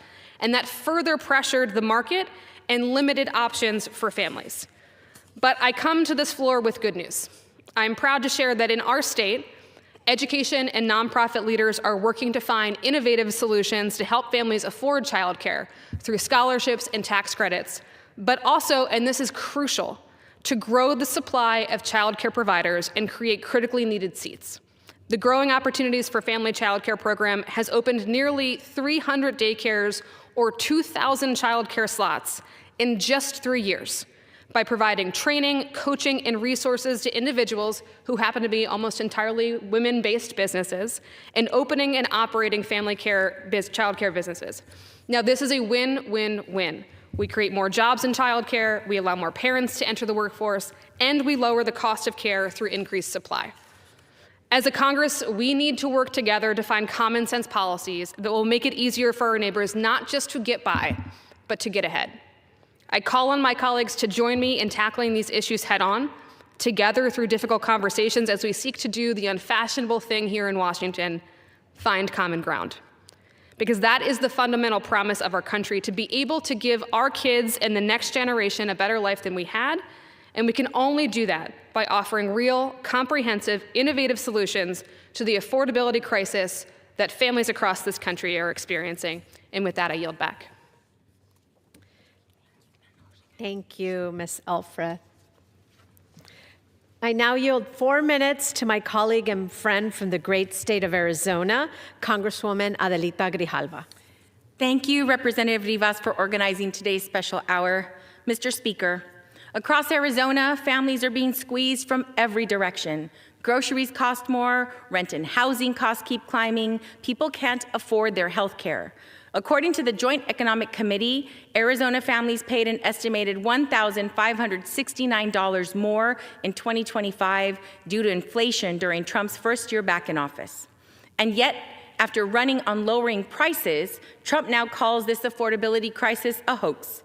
Just last week, he said plainly, "I don't want to drive housing prices down. I want to drive housing prices up." That tells you exactly who he's fighting for: Wall Street speculators and billionaires, not our families living on main streets and in our barrios. He's not even trying to hide it anymore. Meanwhile, utility bills are surging, electric bills are up 13%, and residential gas prices are up nearly 60%. This administration canceled clean energy projects that could have powered 13 million homes, destroying 165,000 jobs in the process. Behind every statistic is a family that is now experiencing hardship due to these reckless and painful policies. I recently toured the Community Food Bank of Southern Arizona, where I heard directly from staff and volunteers about what these policies mean on the ground. Food banks are now being forced to serve more people with fewer resources because of the Republicans' so-called Big Ugly Bill. Across Arizona, they're serving about 700,000 people every single month. A 30% increase in demand for services while dealing with a 50% cut in funding for some of our most vulnerable populations, including seniors, veterans, differently abled, families, and children. That strain is only growing as this Republican law slashes SNAP, one of the most effective anti-hunger programs we have. Under the Big Ugly Law, up to 73,000 Arizonans could lose some or all of their benefits due to red tape and funding changes. These cuts don't eliminate hunger. They push families to food banks that are already stretched thin. The burden falls hardest on women and caregivers, especially women of color who are overrepresented in low-wage and unstable jobs. Let's be clear. This is an affordability crisis Republicans are perpetuating. Rising costs, shrinking safety nets, and tax break for billionaires, all at the expense of working families. House Democrats are focused on driving down costs and making life more affordable. Because affordability isn't a slogan. It's about whether families can live with dignity and peace of mind. That's what we should be fighting for. Thank you, and I yield back to Representative Rivas. Thank you. Mr. Speaker, how much time do I have remaining?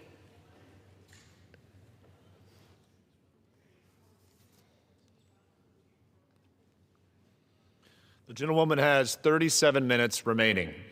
Thank you. Over the past year, Republicans have chosen to focus on nearly everything except addressing the affordability crisis. One of those items includes renaming the Gulf of Mexico. As a member of the House Committee on Natural Resources, I saw this bill make its way through the committee thinking that it was a joke. And I was correct to think that because the origin of renaming the Gulf of Mexico was from a joke. In 2011, Stephen Colbert joked about renaming the Gulf during the 2010 Deepwater Horizon oil spill, stating that, "I don't think we can call it the Gulf of Mexico anymore. We broke it, we bought it." When the Big Ugly Bill was being marked up in the Natural Resources Committee, I led an amendment that would make this unserious proposal more beneficial for working families in my district. My amendment made it so that the Gulf cannot be renamed until Secretary Burgum can assess how the bill will actually lower grocery prices, improve the GDP, lower unemployment, and create jobs. But of course, Republicans rejected my amendment. And that seems to be the pattern that we are all seeing, and that's why we're here today to share the stories on how the affordability crisis is affecting our constituents. I now yield 4 minutes to my colleague and friend from the great state of Oregon, Congresswoman Maxine Dexter. Thank you very much to my colleague from California for leading this important discussion today and for your leadership bringing this to the floor. Mr. Speaker, I rise today to talk about the affordability crisis and the reality the vast majority of American families are facing. Across Oregon, people are doing everything they are supposed to do. They are working extremely hard. They are playing by the rules, and still they are falling behind. They are living paycheck to paycheck, unable to save for a vacation, retirement, or their children's education because the cost of living has outpaced what most people earn. Rent keeps climbing. Childcare can cost more than a mortgage. Health insurance premiums, copays, and deductibles eat up paychecks before families ever get to groceries. Too many parents are lying awake at night, running the numbers, wondering which bill they can delay paying this month.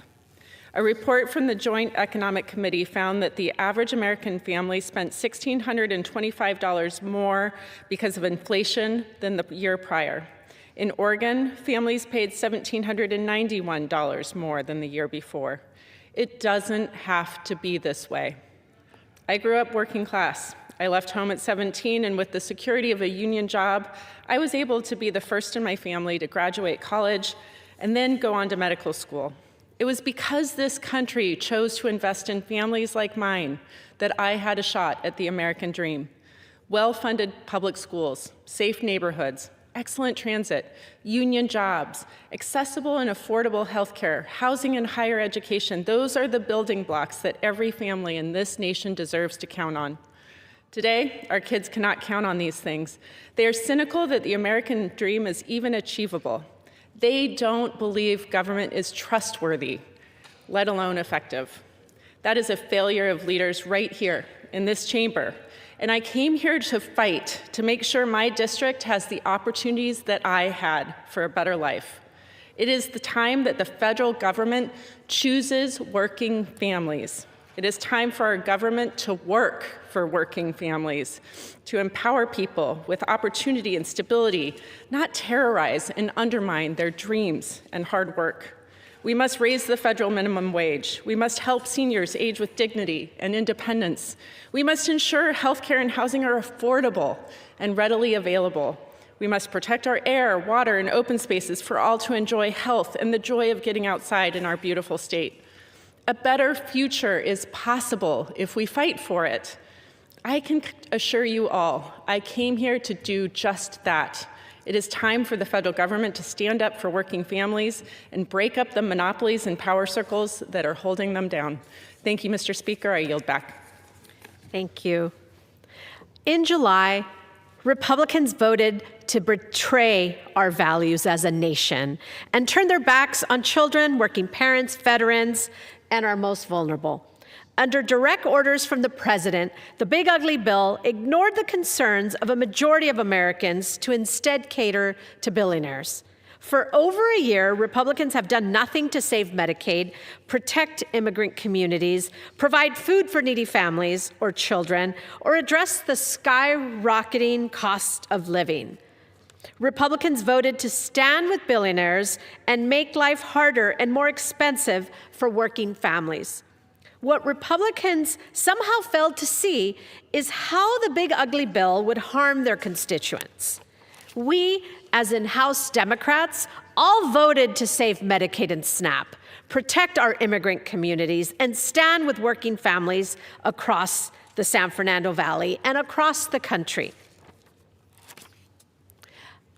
Like you heard from many of my freshman colleagues that participated today, Republicans are turning their back on everyday Americans. We all have constituent stories, constituents that have reached out to us to share the impact of these policies on their daily lives. Just recently, I heard from an elderly couple in my district from Valley Village who are facing serious health concerns, including chronic heart problems and cancer. He and his wife make regular visits to the oncologist and is going through multiple rounds of chemotherapy. They live on a fixed income from Social Security, and between regular visits to the doctors and the monthly increase in their rent, they're struggling to make ends meet. No one should have to make the choice of paying for their rent or a visit to the doctor that they need in order to survive. But unfortunately, these are the decisions that this administration is forcing everyday Americans to make. Republicans must work with House Democrats to bring these costs down for families in the San Fernando Valley and across the country. Mr. Speaker, how much time do I have remaining? The gentlewoman has 30 minutes remaining. The work we do in Congress should improve the lives of our constituents, not focus on vanity projects for an egomaniac or line the pockets of people who don't need it. We heard from several talented and dedicated Democratic freshmen tonight about the work that they are doing to make life more affordable for their constituents. The true test of how great we are as a country is how we treat and care for our most vulnerable. And time again, Democrats are rising to the occasion to pass this test and make life more affordable for all. By doing literally everything except for addressing the affordability crisis that they created, Republicans are failing that test. Thank you, and I yield the balance of my time. Does the gentlewoman have a motion? I move that the House do now adjourn. The question is on the motion to adjourn. Those in favor say aye. Aye. Those opposed, no. The ayes have it. The motion is adopted. Accordingly, the House stands adjourned until 10 a.m. tomorrow for morning hour debate.